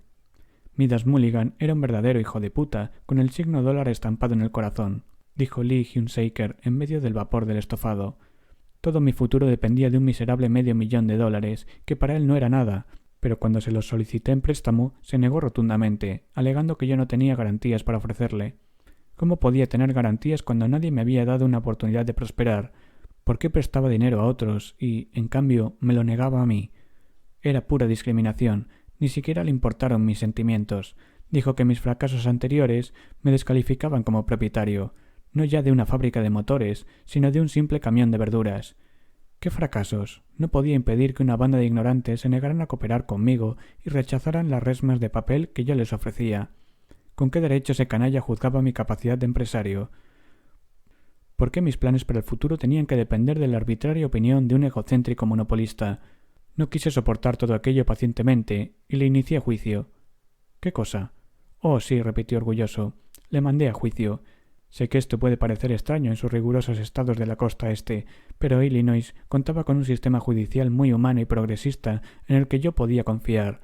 Debo aclarar que fue el primer caso de este género, pero contaba con un abogado muy listo y progresista que vio una forma de ganar. Existía una ley de emergencia económica, según la cual quedaba prohibido discriminar por cualquier razón, no importaba cuál, a las personas por motivos que involucrasen su modo de vida. Estaba destinada a proteger a los jornaleros y a ese tipo de trabajadores, pero podía aplicarse perfectamente a mis socios y a mí, ¿no? Acudimos pues al tribunal y prestamos declaraciones acerca de las escasas oportunidades que habíamos tenido en el pasado. Repetí las palabras de Mulligan cuando afirmó que yo no podía llegar a ser ni siquiera dueño de un camión de verduras, y demostramos que todos los miembros de Amalgamated Service carecíamos de crédito y de posibilidades de ganarnos la vida, por lo cual la compra de la fábrica de motores era nuestra única salvación, y como Midas Mulligan no tenía ningún derecho a discriminarnos, nos sentíamos autorizados a exigirle un préstamo según la ley. Oh, nuestro caso fue perfecto, pero quien presidía el tribunal fue el juez Narragansett, uno de esos anticuados monjes que piensan en términos matemáticos sin ver jamás el lado humano de las cosas. Se lo pasó sentado durante todo el proceso como una ciega estatua de mármol, y, finalmente, instó al jurado a pronunciar su veredicto en favor de Midas Mulligan, y añadió unas expresiones muy duras contra mí y mis socios. Pero apelamos ante un tribunal superior, que revocó el veredicto y ordenó a Mulligan que nos concediera el préstamo en nuestras condiciones. Teníamos un plazo de 3 meses para hacerlo, pero antes de que se cumpliera sucedió algo que nadie hubiera podido imaginar. Desapareció. Él y su banco se evaporaron en el aire. No quedó ni un centavo que reclamar por nuestra acción legal. Gastamos mucho dinero en detectives intentando encontrarlo, igual que otros muchos, pero tuvimos que desistir. Dagny pensó que, más allá de la repulsión que la historia le causaba, el caso no era mucho peor que cualquiera de las otras cosas que Midas Mulligan había soportado durante años. Había sufrido muchas pérdidas a causa de leyes de este tipo, de disposiciones y edictos que le costaron sumas de dinero aún mayores, pero había luchado y trabajado siempre con empeño. No era probable que aquel proceso lo arruinara. ¿Qué le ocurrió al juez Narragansett? Indagó involuntariamente, preguntándose qué conexión subconsciente le había impulsado a ello. Sabía muy poco del juez Narragansett, pero recordaba su nombre porque era muy reconocido en todo el país. Ahora se daba cuenta, de improviso, de que hacía años que no oía hablar de él. Se retiró, dijo Lee Hunsaker. ¿De veras? Preguntó casi con un suspiro. Sí. ¿Cuándo?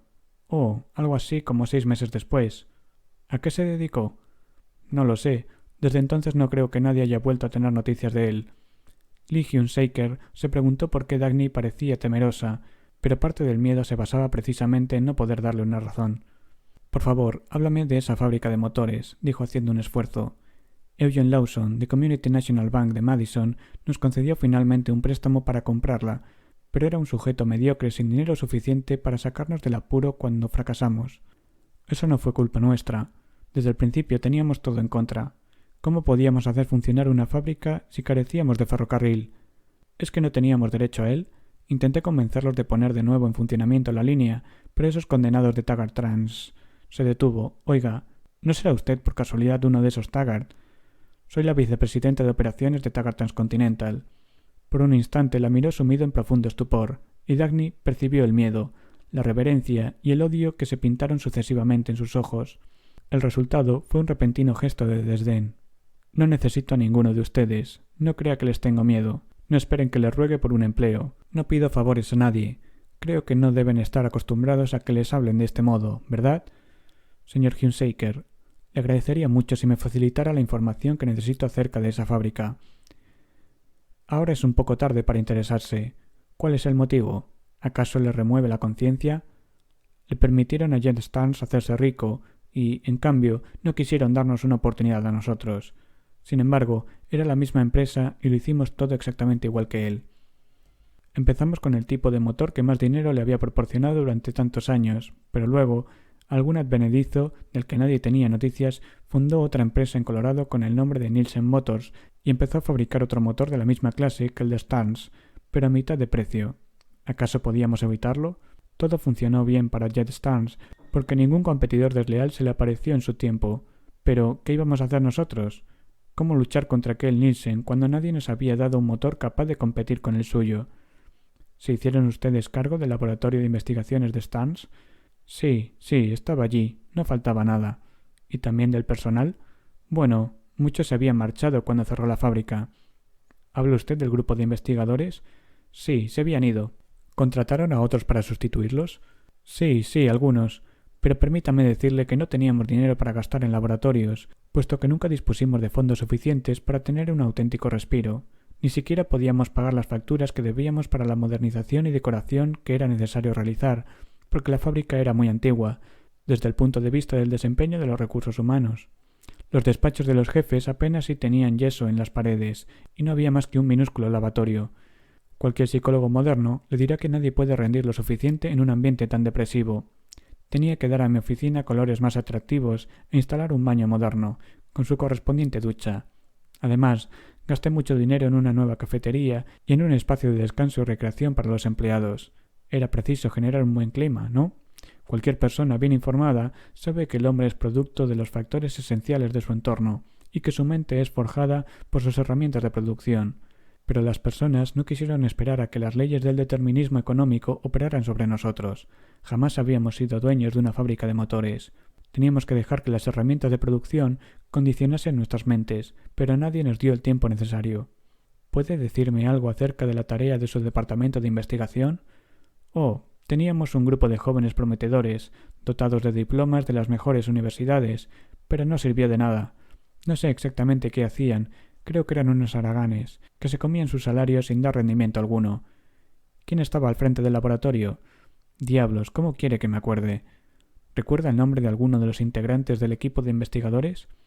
¿Usted cree que tenía tiempo para conversar con cada uno de ellos? ¿Nadie le dijo que estaba realizando experimentos con un motor completamente nuevo?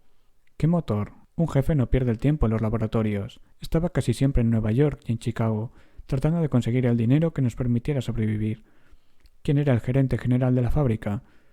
Un tipo muy listo llamado Roy Cunningham, que murió el año pasado en un accidente automovilístico. Dijeron que estaba borracho.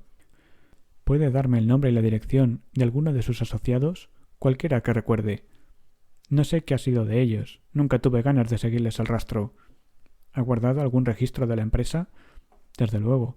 Dagny se irguió vivamente. ¿Me dejaría examinarlos? Seguro. Parecía ansioso. Se levantó y salió apresuradamente de la habitación.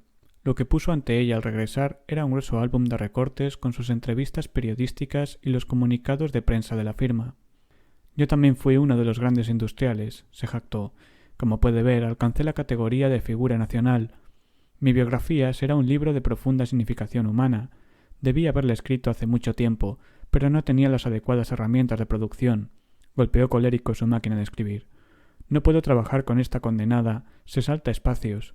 ¿Cómo conseguir inspiración y escribir una obra de éxito con una máquina que se salta espacios? Gracias, señor Hunsaker, dijo Dagny. Tengo la impresión de que esto es todo cuanto puede decirme. Se levantó. ¿Sabe por casualidad qué ha sido de los herederos de Stans? Oh, al quebrar la fábrica se pusieron a salvo. Eran 3, 2 hijos y una hija. Lo último que supe de ellos es que viven, aunque procurando pasar inadvertidos, en Durance, Luisiana. Antes de partir, Dagny vio que Lee Hunsaker daba un salto en dirección a su cocina, tomaba la tapa de la cacerola y la dejaba caer al suelo. Se oyó un insulto. El estofado se había quemado. Muy poco quedaba de la fortuna de Stans, y menos aún de la de sus herederos. No le gustará visitarlo, señorita Taggart, dijo el jefe de policía de Durance, Luisiana, un hombre maduro, de modales firmes, pausados y un aire de amargura causado no por algún ciego resentimiento, sino por el hecho de mantenerse fiel a normas claramente definidas. En el mundo hay toda clase de seres humanos, y, entre ellos, asesinos y maníacos criminales, pero a mi modo de ver, estos Stans son una clase con la que ninguna persona decente debería relacionarse. Tienen muy malas intenciones, señorita Taggart. Son escurridizos y malvados. Aún siguen en la ciudad, por lo menos 2 de ellos, pues el tercero murió. Suicidio, hace 4 años. Se trata de una historia muy triste. Era el más joven, Eric Stans, un maníaco crónico que iba de un lado a otro, lloriqueando y sacando a relucir la ternura de sus sentimientos, aun cuando ya había pasado los 40. Su obsesión era que necesitaba amor, solían mantenerlo mujeres mayores que él, cuando podía encontrarlas. Luego comenzó a perseguir a una bonita muchacha de 16 años, que nunca quiso saber nada con él, y que, luego, se casó con el joven con el que estaba comprometida. Eric Starnes se metió en su casa el día de la boda, y cuando los novios regresaron de la iglesia lo encontraron en su dormitorio, muerto. Se había cortado las venas de las muñecas. Yo siempre he dicho que hay que saber perdonar a un hombre que se suicida silenciosamente. ¿Quién puede juzgar los sufrimientos de otro y comprender el límite de su tolerancia? Pero el que se mata haciendo alarde de ello para perjudicar a alguien, el que acaba con su vida por maldad, no merece perdón ni excusa alguna. Es un perverso de pies a cabeza, y gana que la gente escupa su recuerdo, en vez de lamentar lo sucedido y compadecerlo, que es lo que Eric Starnes buscaba. Si quiere, puedo decirle dónde ubicar a los otros dos. Encontró a Gerald Starnes en una posada de mala muerte. Estaba medio tendido en un catre. Su pelo era aún negro, pero el tono blanquecino de su barba era como una neblina de helechos muertos sobre un rostro sin vida. Estaba borracho y una risa idiota le quebraba la voz cuando hablaba con rara y persistente malevolencia. La gran fábrica se hundió. Eso fue lo que sucedió. Estalló de repente. ¿Le preocupa eso, señora? Era una fábrica, corrupta. Todo el mundo está corrompido. Creen que le voy a pedir perdón a alguien, pero no lo haré. A la mierda con todo. La gente sufre tratando de representar su papel, cuando, en realidad, todo está podrido, completamente podrido. Automóviles, edificios y almas. Todo es igual, hágase lo que se haga. Tendría que haber visto a los literatos que se humillaban cuando yo tenía dinero y lanzaba un silbido. Los profesores, los poetas, los intelectuales, los salvadores del mundo y los partidarios de la fraternidad. Cada vez que silbaba. Me divertí muchísimo. Entonces quería hacer el bien, pero ahora ya no. No existe el bien. No existe la maldita bondad en todo este maldito universo. No me baño porque no quiero hacerlo. Eso es todo. Si quiere saber algo de la fábrica, pregúntele a mi hermana. Mi dulce hermana, poseedora de un fondo de ahorros que no pudieron tocar, y gracias al cual me salvó, aun cuando ahora pertenezca a la clase humilde de los que comen hamburguesas y no filete con setas. Ella fue tan culpable de la quiebra como yo, pero ¿la cree capaz de darle una miserable moneda a su hermano? Ah, vaya a echar una mirada a la duquesa. Hágalo. ¿Qué me importa esa fábrica? Era un montón de maquinaria grasienta. Sería capaz de vender todos mis derechos, mis reclamaciones y títulos por un trago. Soy el último de los Starnes. Ese apellido solía ser grande. Starnes. Se lo vendo.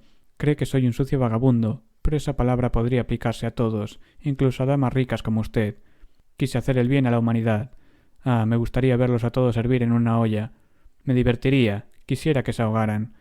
¿Qué importa? ¿Qué mierda importa? En el catre contiguo, un pequeño vagabundo de pelo blanco se volvió en sueños, gruñendo. Una moneda cayó de sus harapos y tintineó en el suelo. Gerald Starnes la recogió y se la guardó en el bolsillo. Luego miró a Dagny, mientras las arrugas de su cara se contraían en una maliciosa sonrisa. ¿Quiere despertarlo y empezar una disputa?, preguntó. Si lo hace, diré que está mintiendo. La casa maloliente donde encontró a Ivy Starnes estaba en las afueras de la ciudad, a orillas del Mississippi. Las colgantes matas de musgo y las aglomeraciones de suave follaje daban al ambiente cierto aire soñoliento. Las excesivas cortinas en medio del aire fétido de una pequeña habitación tenían un tono similar. El olor procedía de rincones sin limpiar y del incienso que ardía en recipientes de plata a los pies de contorsionadas deidades orientales. Ivy Starnes estaba sentada sobre un almohadón, igual que un Buda panzón. Su boca formaba un estrecho semicírculo, como la de un niño que exige adulación, en el rostro amplio y pálido de una mujer que ya había pasado los 50. Sus ojos eran dos inservibles estanques de agua y su voz tenía el sonar monótono y constante de la lluvia. No me es posible contestar sus preguntas, jovencita. ¿El laboratorio de investigación? ¿Los ingenieros? ¿Por qué debería recordar todo eso? Era mi padre quien se encargaba de esas cosas, no yo. Pero mi padre era un malvado que no se preocupó de nada, excepto de sus negocios. No tuvo tiempo para el amor, solo para el dinero. Mis hermanos y yo vivíamos en un plano diferente. Nuestro propósito no era producir beneficios, sino hacer el bien. Hace 11 años elaboramos un novedoso e importante plan, pero fuimos derrotados por la codicia, el egoísmo y la bajeza animal de las personas. Era el eterno conflicto entre espíritu y materia, entre alma y cuerpo. No quisieron renunciar a sus cuerpos, que era todo lo que queríamos de ellos. No me acuerdo de ninguna de esas personas, ni me importa. ¿Los ingenieros? Creo que fueron ellos los que provocaron la hemofilia.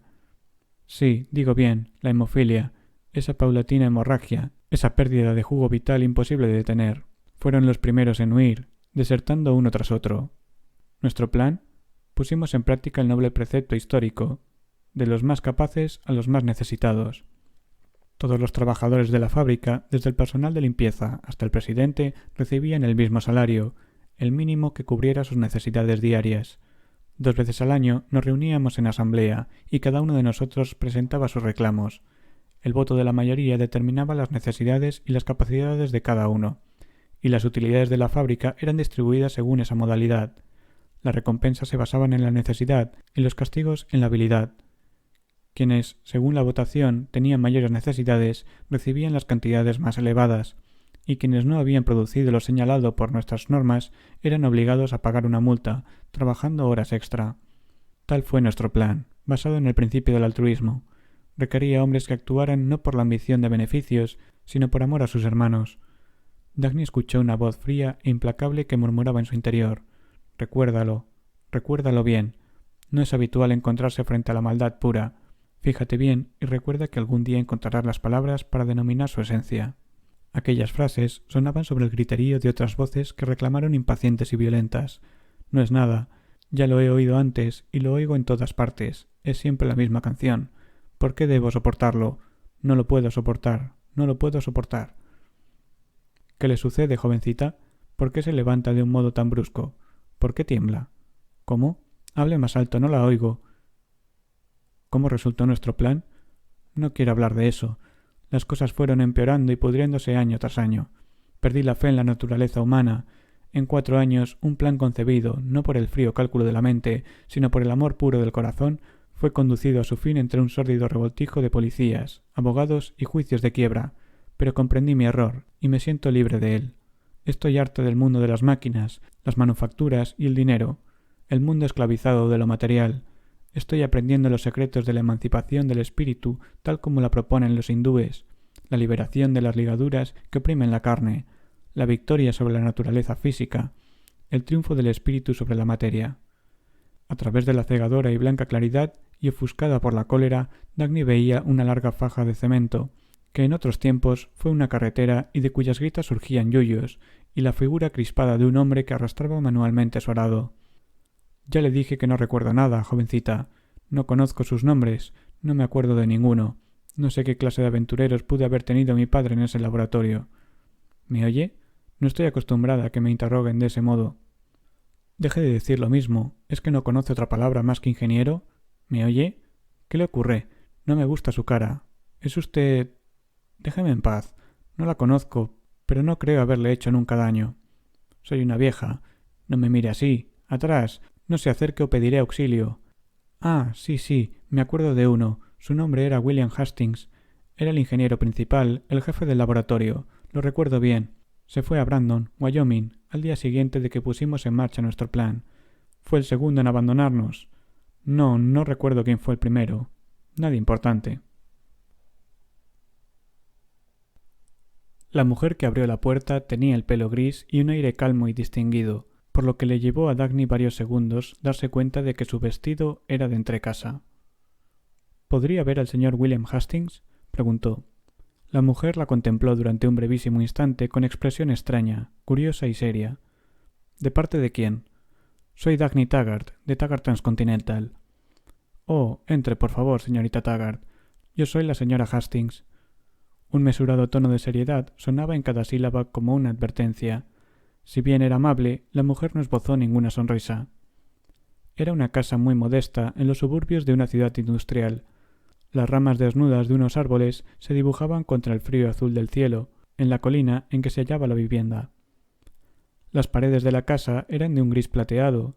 La luz del sol daba sobre el pie de cristal de una lámpara con pantalla blanca. Más allá de una puerta abierta se veía el espacio en el que tomaba el desayuno, revestido de papel blanco con puntos rojos. ¿Tuvo alguna relación de tipo comercial con mi esposo, señorita Taggart? No conozco al señor Hastings, pero me gustaría hablar con él acerca de un asunto de negocios verdaderamente importante. Mi esposo falleció hace 5 años, señorita Taggart. Dagny cerró los ojos. El sordo y contundente golpe recibido acarreaba conclusiones que no podía expresar en palabras. William Hastings era el hombre que estaba buscando afanosamente y Reirden tenía razón. Por eso el motor había quedado abandonado en un montón de chatarra.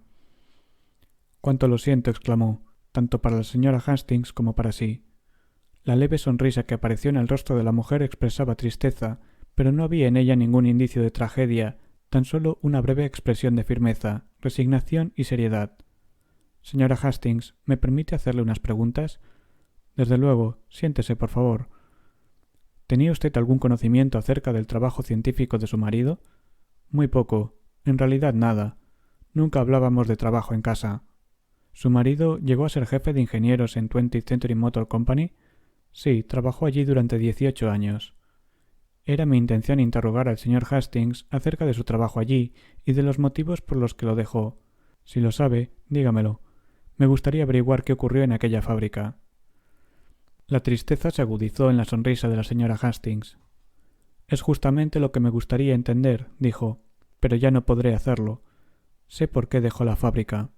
Se marchó por culpa de aquel esquema delirante establecido por los herederos de Judge Starnes.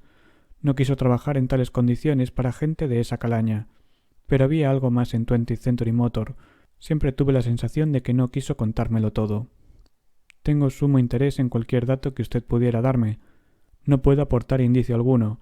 Intenté adivinar hasta que me rendí. No puedo comprenderlo ni explicarlo. Lo único que sé es que sucedió algo raro.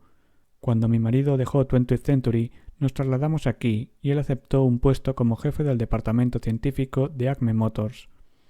Era una empresa en pleno crecimiento que le ofrecía la clase de trabajo que anhelaba. Nunca fue un hombre de conflictos, siempre estuvo muy seguro de sus actos y en paz consigo mismo.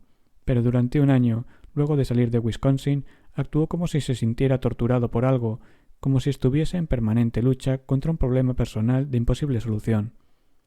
Al final de aquel año me dijo que había renunciado a Acme Motors, que se retiraba y que no volvería a trabajar en ningún otro lugar. Él amaba su profesión y vivía para ella, pero parecía tranquilo, confiado y feliz por primera vez desde que llegamos aquí. Me rogó que no le preguntara los motivos por los que había tomado tal decisión, y yo no le hice ninguna pregunta, ni me quejé. Teníamos esta casa, nuestros ahorros, y podíamos vivir modestamente el resto de nuestros días. Jamás supe sus motivos. Continuamos viviendo aquí tranquilos y felices. Se sentía muy contento, lleno de una extraña serenidad de espíritu que nunca había visto en él. No había nada raro en su comportamiento o en sus actividades, salvo que, en ciertas ocasiones, muy raramente, salía sin decirme a dónde iba o a quién había visto. En los últimos 2 años de su vida se ausentaba un mes cada verano, sin decirme dónde iba. Por lo demás, su existencia fue la misma de siempre. Estudiaba mucho y pasaba el tiempo en investigaciones científicas particulares en el sótano. No sé lo que hizo con sus notas o con sus experimentos, pero después de su muerte no encontré rastros de ellos. Falleció hace 5 años de un problema cardíaco que venía sufriendo desde algún tiempo antes. Ya desesperanzada, Dagny preguntó: «¿Conocía usted la naturaleza de sus experimentos?» «No, sé muy poco de ingeniería». «¿Conoce a alguno de sus colegas o colaboradores que tuvieran conocimiento de la investigación que llevaba adelante?» «No, en 20th Century Motors trabajaba mucho, y el poco tiempo disponible lo pasábamos juntos y solos. No teníamos vida social y jamás trajo a sus colegas a casa. Cuando estaba en 20th Century, ¿mencionó alguna vez haber diseñado un tipo de motor nuevo que podía haber cambiado el rumbo de la industria?» «¿Un motor?» Sí, habló de él varias veces. Decía que se trataba de un invento de incalculable importancia, pero no era él quien lo había diseñado, sino uno de sus jóvenes ayudantes. Vio la expresión que se pintaba en la cara de Dagny y agregó lentamente, con cierto tono de pregunta en el que no sonaba señal alguna de reproche, sino tan solo cierta triste ironía: «Ya veo». «Oh, lo lamento», exclamó Dagny, dándose cuenta de que su emoción acababa de hacerse notoria en forma de una sonrisa tan amplia como un grito de alivio. «Está bien, lo entiendo. Lo que usted busca es al inventor de ese motor. No sé si vive todavía, pero no tengo motivos para creer lo contrario. Daría la mitad de mi existencia por saber que vive y encontrarlo. Se trata de algo de suma importancia, señora Hastings». «¿Quién es?» «No lo sé. No sé su nombre ni nada de él. Nunca conocí a ninguno de los colaboradores de mi marido. Solamente me dijo que era un joven ingeniero, capaz de dar vuelta al mundo si se lo proponía. A mi esposo no le interesaba nada de la gente, excepto su inteligencia. Creo que fue la única persona a la que profesó cariño. Aunque no me lo dijera, me di cuenta por el modo en que hablaba de él. ¿No sabe lo que ha sido de él? No. ¿Puede sugerirme algún modo de encontrarlo? No. ¿No se le ocurre ningún indicio, ningún rastro que me ayude a averiguar su nombre? Ninguno. Dígame, ¿tan valioso era ese motor? Mucho más de lo que pueda explicarle. Es raro, porque una vez, unos años después de salir de Wisconsin, me acordé de ello y pregunté a mi marido qué había sido de aquel invento que tanto alabó. Me miró de un modo muy extraño y repuso: nada. ¿Por qué? No quiso explicarlo. ¿Puede recordar a alguien que haya trabajado en 20th Century? ¿Cualquiera que conociese al joven ingeniero? ¿Algún amigo, por ejemplo? No. Espere, creo que puedo darle una pista. Le diré dónde encontrar a un amigo. No conozco su nombre, pero sí sé dónde puede estar. Se trata de una historia muy rara, más vale que se la explique. Una noche, unos 2 años después de mudarnos aquí, mi esposo tenía que salir. Pero como yo necesitaba también el coche, me dijo que lo cogiera después de cenar en el restaurante de la estación, sin aclararme con quién iba a cenar. Cuando llegué allí, lo vi frente al restaurante con 2 hombres. Uno de ellos era alto y joven, el otro de edad madura y aspecto distinguido. Los reconocería donde los viese, porque tenían esas caras que nunca se olvidan. Al verme, mi marido se separó de ellos, y ambos se alejaron hacia el andén, pues se acercaba un tren. Mi esposo señaló al joven y dijo: ¿Lo viste? Es el muchacho de quien te vengo hablando. ¿Es el gran inventor de motores? Sí, es ese. ¿No le dijo nada más? Nada. Todo esto fue hace 9 años. La primavera pasada fui a visitar a mi hermano que vive en Cheyenne. Una tarde salí con él y toda su familia para dar un largo paseo. Nos internamos por parajes solitarios, próximos a las Rocallosas, y nos detuvimos en un restaurante al lado de la carretera. Al otro lado del mostrador había un hombre de pelo gris y distinguido. Lo estuve mirando mientras nos preparaba los bocadillos y el café, segura de haber visto su cara en otro sitio. Continuamos la marcha y, cuando nos hallábamos a varios kilómetros de distancia, recordé quién era. Puede ir allá. Es en la ruta 86, en plena montaña, al oeste de Cheyenne, cerca de un pequeño complejo industrial junto a la fundición Lennox. Aunque parezca extraño, estoy segura de que el cocinero de aquel restaurante es el hombre que vi en la estación con el joven ídolo de mi marido. El restaurante estaba al final de una larga y abrupta pendiente. Sus paredes de cristal ponían un detalle de esplendor en aquel paisaje de rocas y de pinos que descendía en quebradas y barrancos hacia la puesta del sol. Abajo todo estaba muy oscuro, pero la suave y etérea claridad que seguía iluminando el local lo convertía en una especie de laguna dejada por la marea en retirada. Dagny se sentó al extremo del mostrador y pidió una hamburguesa. Era la más sabrosa que había probado jamás. Aunque muy simple, estaba hecha con habilidad extraordinaria. 2 obreros terminaban de comer y ella esperó a que se marcharan. En tanto, estudió al hombre detrás del mostrador. Era alto y esbelto, y con la distinción de un noble o un banquero, pero su cualidad peculiar estaba en que aquella elegancia pareciese apropiada incluso allí, detrás del mostrador de un restaurante al paso. Llevaba su chaqueta blanca de cocinero como si se tratara de un smoking, y en sus movimientos simples y acotados dejaba entrever experiencia. Tenía cara delgada y cabello gris, a tono con el frío azul de sus ojos. Por encima de su aspecto de afable mesura se destacaba una nota de humor tan débil que se desvanecía cuando alguien intentaba fijarse en ella. Los 2 obreros terminaron de comer, pagaron, dejaron 10 centavos de propina y se marcharon. Con rapidez y precisión, el hombre retiró los platos, guardó las monedas en el bolsillo y limpió el mostrador. Luego se volvió y la miró.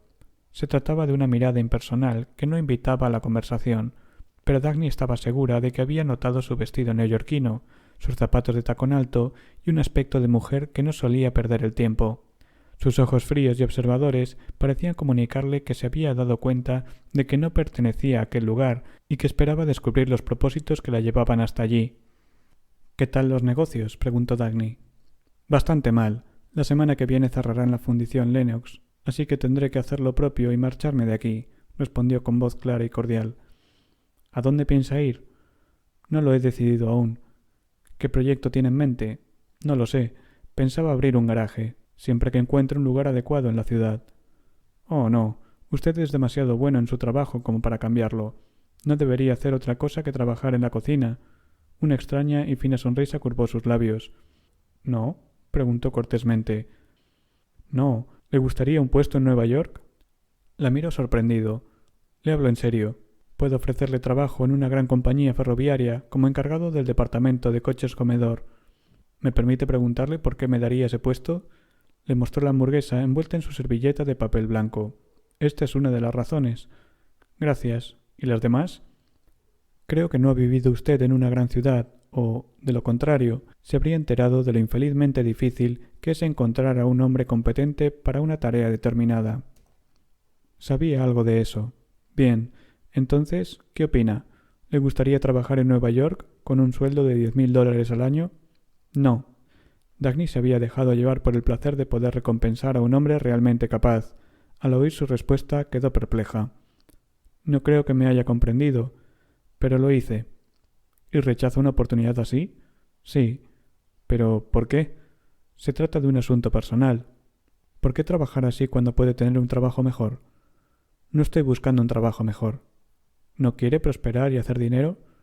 No, ¿por qué insiste? Porque no me gusta ver desperdiciar talento. Lo mismo me ocurre a mí, dijo él lenta e intencionadamente. Algo en su manera de hablar hizo que Dagny percibiera que estaban compartiendo una rara emoción y le obligó a quebrantar su disciplina según la cual se había prohibido pedir ayuda a nadie. Estoy harta, exclamó con un grito involuntario que la asombró. Cuánto deseo ver a alguien capaz de hacer lo que fuere que esté realizando. Presionó sus ojos con el dorso de la mano, tratando de contener el estallido de una desesperación que no se había permitido admitir. No comprendió su alcance, ni la poca resistencia que aquella intensa búsqueda le había dejado. Lo siento, dijo él en voz baja. Las palabras sonaron más como compasión que como disculpa. Dagny lo miró. El hombre sonreía como si quisiera con aquella sonrisa quebrantar el lazo que los había unido y que él también percibía. Su expresión era como de amable burla. No creo que haya recorrido toda esta distancia desde Nueva York solo para buscar cocineros en Rocallosas. No, vine por otra razón. Se inclinó hacia adelante, ambos antebrazos firmemente apoyados sobre el mostrador, tranquila y otra vez en perfecto dominio de sí misma. Estaba ante un adversario difícil. ¿Conoció unos 10 años atrás a un joven ingeniero que trabajaba para 20th Century Motor Company? Dagny pudo contar los segundos de aquella larga pausa. No fue capaz de definir el modo en que él la miraba, excepto en el sentido de que le estaba dispensando una atención muy especial. Sí, lo conocí, repuso. ¿Podría facilitarme su nombre y dirección? ¿Para qué? Necesito encontrarlo. ¿A ese hombre? ¿Qué importancia tiene? Para mí es la persona más importante del mundo. ¿En serio? ¿Por qué? ¿Sabía usted algo de su trabajo? Sí. ¿Se enteró de que estaba desarrollando una idea de consecuencias extraordinarias? Él dejó pasar un largo momento. ¿Puedo preguntar quién es usted? Dagny Taggart. Señorita Taggart, sé muy bien quién es usted. Hablaba con cierta deferencia impersonal, como si hubiera encontrado la respuesta a alguna pregunta interior y pudiera explicárselo todo. Entonces se habrá dado cuenta de que mi interés no es en vano, dijo Dagny. Me encuentro en situación de poder ofrecerle a ese hombre la oportunidad que desea, y estoy dispuesta a pagarle lo que pida. ¿Puedo preguntarle por qué tiene tanto interés en él? Por su motor. ¿Cómo se enteró de su motor? Encontré restos en las ruinas de la fábrica 20th Century, pero no lo suficiente como para poder reconstruirlo o averiguar cómo funciona. Sin embargo, me alcanzó para comprender que es un invento que puede salvar mi ferrocarril, al país y a la economía del mundo entero. No me pregunte qué rutas he seguido en mi intento de encontrar al motor y a su inventor. No tiene importancia, ni siquiera mi vida y mi trabajo la tienen ahora. Nada es importante excepto encontrarlo. No me pregunte cómo he dado con usted. Su persona es el fin del camino. Dígame su nombre. La había escuchado sin moverse, mirándola de frente, mientras su atención parecía irse apropiando de cada palabra y archivándola cuidadosamente. Durante largo rato permaneció inmóvil y luego dijo: «Olvídese, señorita Taggart. No lo encontrará». «¿Cómo se llama?» «No puedo decirle nada sobre él». «¿Vive todavía?» «No puedo decírselo». «¿Y usted, cómo se llama?» «Hugh Haxton». En el transcurso de aquellos segundos en blanco, durante los cuales trató de recuperar la serenidad mental, Dagny no cesó de repetirse: «Estás histérica, no enloquezcas. Se trata solo de una coincidencia de nombres». pero presa de inexplicable terror, tuvo la certeza de que ese cocinero era Hugh Caxton, de quien tanto había oído hablar. ¿Hugh Caxton? Tartamudeó. ¿El filósofo? ¿El último defensor de la razón? En efecto, contestó él plácidamente, o el primero en retomar a ella. No parecía sorprendido por la reacción de la joven, tan solo la consideraba exagerada. Sus modales eran simples, casi amistosos. No parecía tener necesidad de ocultar su identidad, ni irritación por haber sido descubierto. No esperaba que ningún joven reconociera mi nombre o le asignara algún significado, dijo. Pero, ¿qué hace usted aquí? Dagny describió un amplio círculo con el brazo. No tiene sentido. ¿Está segura? ¿Qué es esto? ¿Una farsa? ¿Un experimento? ¿Una misión secreta? ¿Está estudiando algo con algún propósito especial? No, señorita Taggart, simplemente me gano la vida. Su voz y sus palabras poseían la auténtica simplicidad de un hecho dado. Doctor Axton, esto es inconcebible. Usted es un pensador, el más grande filósofo vivo, un hombre inmortal. ¿Por qué haría usted esto? Porque soy filósofo, señorita Taggart. Supo con absoluta certeza, aun cuando su capacidad de certeza e incluso de comprensión hubiera ya desaparecido, que no conseguiría ayuda de él, que sería inútil preguntar, que no le daría explicación alguna acerca del destino del inventor ni del suyo. Se lo repito, señorita Taggart, olvídese. Agregó como leyendo sus pensamientos. Se trata de una búsqueda inútil, y más inútil aún porque usted no tiene la menor idea de lo imposible que es la tarea en la que está embarcándose. Quisiera ahorrarle el dolor de inventar un argumento, un pretexto o una súplica capaz de obligarme a facilitarle esa información. Créame una cosa, es imposible. Dijo que soy el final del camino, pero soy un callejón sin salida, señorita Taggart. No intente gastar su dinero y sus esfuerzos en métodos más convencionales de investigación. No contrate detectives, pues no averiguarán nada. Quizá opte por dejar de lado mi advertencia, pero creo que usted es una mujer lo suficientemente inteligente para darse cuenta de lo que le digo. Desista. El secreto que intenta penetrar comprende algo mucho mayor que el invento de un motor accionado por la energía atmosférica. Tan solo puedo ofrecerle una sugerencia. En la esencia de la naturaleza de la vida no existen las contradicciones. Si piensa usted que es inconcebible que ese invento sensacional haya quedado abandonado entre ruinas y que un filósofo prefiera trabajar como cocinero, compruebe sus premisas y notará que una de ellas es falsa. Dagny se asombró al recordar que había oído esas palabras en otra ocasión y pronunciadas por Francisco. Luego le vino a la memoria que este cocinero había sido uno de los maestros de Francisco. Como usted quiera, señor Axton, dijo. No intentaré interrogarlo acerca de ello, pero ¿me permite una pregunta sobre un asunto totalmente distinto? Desde luego.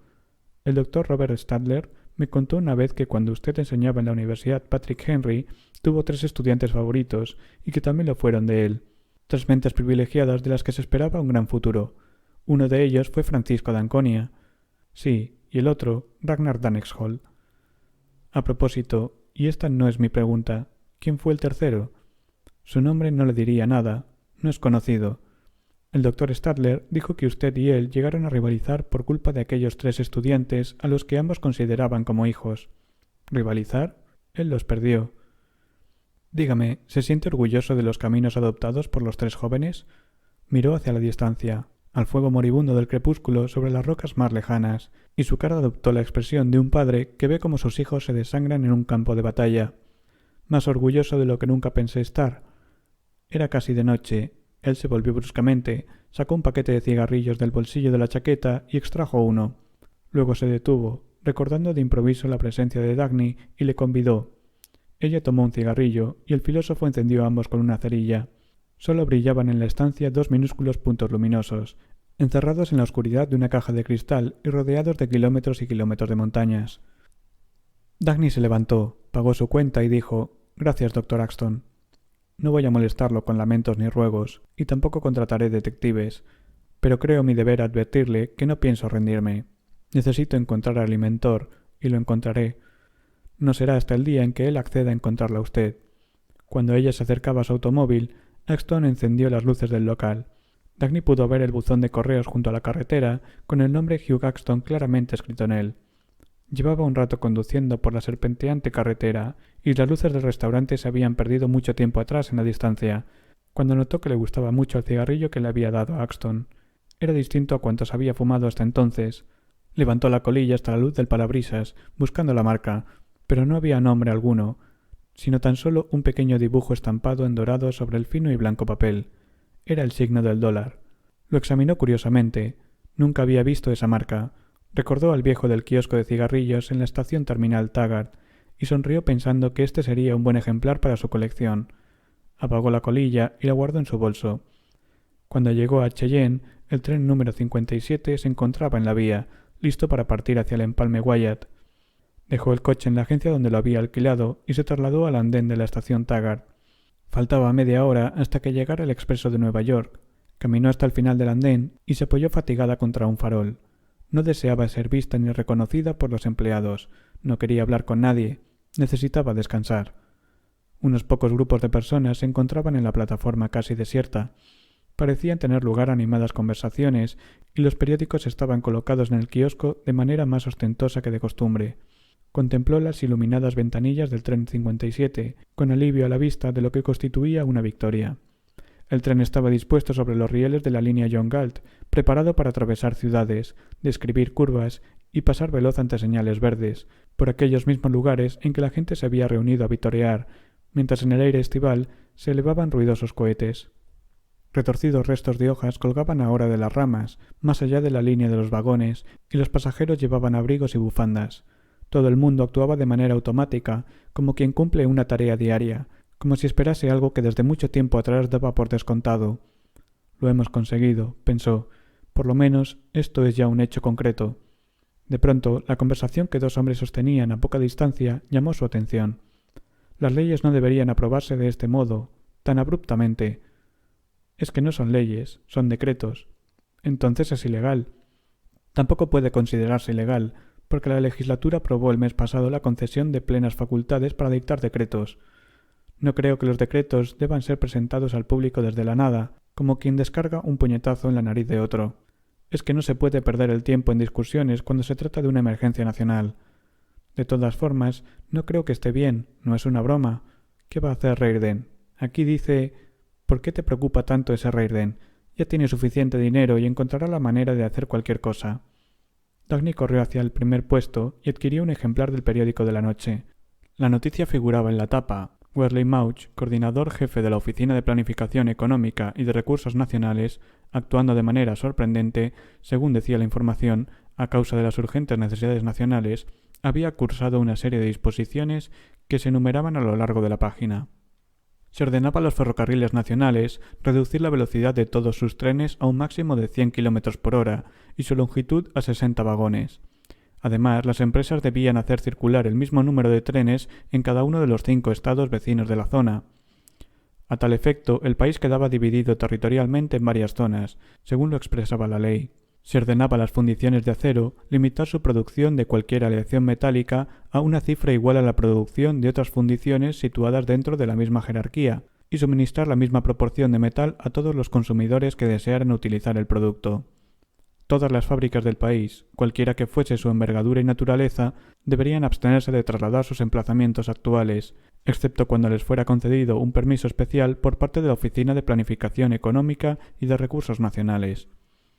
A fin de compensar a los ferrocarriles por los gastos adicionales que aquello implicaba y para amortiguar el proceso de reajuste, se concedía una moratoria en el pago de intereses y del capital principal en todas las obligaciones ferroviarias, tanto las afianzadas como las garantizadas, convertibles y no convertibles, por un periodo de 5 años. Para aportar fondos para el cumplimiento de dichas pautas, se creaba un impuesto especial en Colorado, por ser este el Estado en mejores condiciones de ayudar a otros a soportar el peso de la emergencia nacional. Dicho impuesto consistiría en 5% de las ventas brutas de todas las empresas industriales de Colorado. La exclamación que dejó escapar Dagny fue tan rotunda como nunca hasta entonces se había permitido. Siempre había estado orgullosa de poder dominarse. A muy poca distancia se encontraba un hombre. No se percató de que era un vagabundo miserable. En el momento de proferir la exclamación, solo deseaba darle el tono de un llamado a la razón ante un ser humano cualquiera. ¿Qué vamos a hacer? El vagabundo sonrió sin alegría y encogiéndose de hombros preguntó ¿Quién es John Galt? No era Taggart Transcontinental la que quedaba iluminada por el foco de terror de su mente, ni la idea de ver atormentado a Hank Reirden, sino Ellis Wyatt. Esta idea borraba todo lo demás que pugnaba por llenar su conciencia, sin dejar lugar a palabras ni tiempo al asombro. Sobre la deslumbrante respuesta a las preguntas que no había empezado todavía a formularse, sobresalían dos imágenes. La figura implacable de Ellis Wyatt frente a su escritorio en el momento de decir: «Puede usted destruirme si quiere, tendré que irme, pero si me voy, me aseguraré antes de llevarme a todos ustedes conmigo».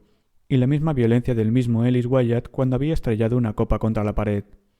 El único sentimiento concreto que aquellas imágenes dejaron en ella fue el de la proximidad de un imprevisible desastre que era preciso evitar. Tenía que entrevistarse con Ellis Wyatt y detenerlo. No sabía a ciencia cierta qué debería impedir, tan solo estaba segura de que debía hacer algo. Aunque estuviera aplastada bajo las ruinas de un edificio, aunque se sintiera hecha pedazos por la explosión de una bomba, mientras siguiera existiendo, comprendería que la acción era la obligación primordial del ser humano, sin que importaran los propios sentimientos. Gracias a ello, pudo correr por el andén hasta enfrentarse al jefe de estación y ordenarle: «Detenga el número 57 hasta que yo haya subido». Luego corrió a la soledad de una cabina telefónica en la oscuridad más allá del andén y dio al operador de larga distancia el número particular de Ellis Wyatt. Estaba de pie apoyada en una de las paredes de la cabina, con los ojos cerrados, escuchando el lejano rumor metálico de una campanilla que sonaba en un lugar distante sin obtener respuesta. Cada espasmo del timbre le taladraba los oídos y el cuerpo. Se aferraba al auricular como si fuera alguna forma de contacto. Le hubiera gustado que el timbre sonara más fuerte. No era consciente de que el ruido que escuchaba ahora no era solo el del teléfono, sino también el de su propia garganta que gritaba: «No lo haga, Ellis, no lo haga». Luego oyó la voz opaca y fría del operador: «No contestan, señorita». Se sentó junto a la ventanilla en un compartimento del tren 57, escuchando el chirriar de las ruedas sobre los rieles de metal Reirden. Se abandonó a los oscilantes movimientos del vagón. El negro lustroso de la ventanilla le ocultaba un paisaje que no quería ver. Era su segundo viaje por la línea John Galt y trató de no pensar en el primero. Recordando a los accionistas de la empresa, se dijo que le habían confiado su dinero, sus ahorros de muchos años de trabajo, basándose en la garantía que ella representaba. Había conseguido persuadirlos para que se lo entregaran, y ahora los estaba traicionando al meterlos en la boca del lobo. No circularían trenes y la línea dejaría de existir. La John Galt había sido simplemente un desagüe que permitió a James Taggart realizar un negocio vertiendo la riqueza ajena en sus bolsillos, a cambio de dejar a otros que se aprovecharan del ferrocarril. Las acciones de la línea John Galt, que aquella mañana eran todavía orgullosos guardianes de la seguridad y del futuro de sus dueños, se habían convertido, en el término de una hora, en pedazos de papel que ya nadie querría comprar, sin valor, sin futuro, sin fuerza, excepto la de cerrar las puertas y detener las ruedas de la última esperanza del país. Taggart Transcontinental no era una planta viviente alimentada por la sangre que la misma empresa producía, sino un caníbal que devoraba a criaturas aún en gestación, que con el tiempo podrían haber constituido su grandeza.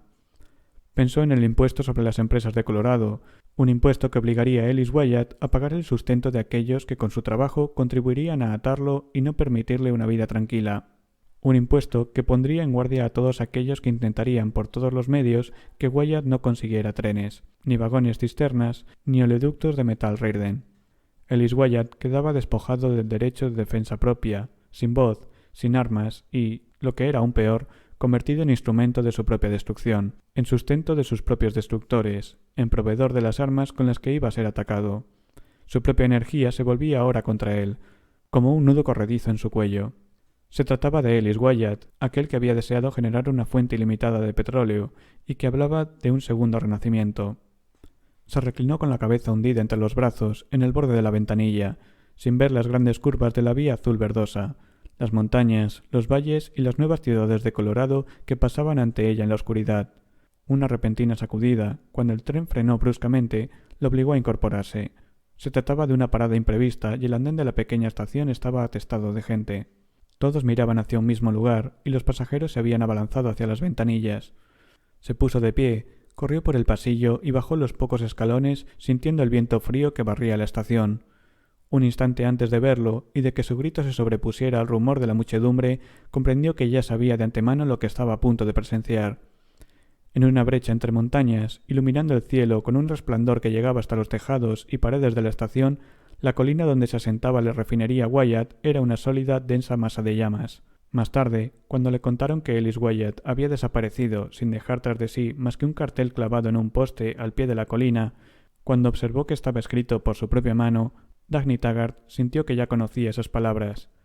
«Dejo esto tal como lo encontré. Tómenlo. Es de ustedes».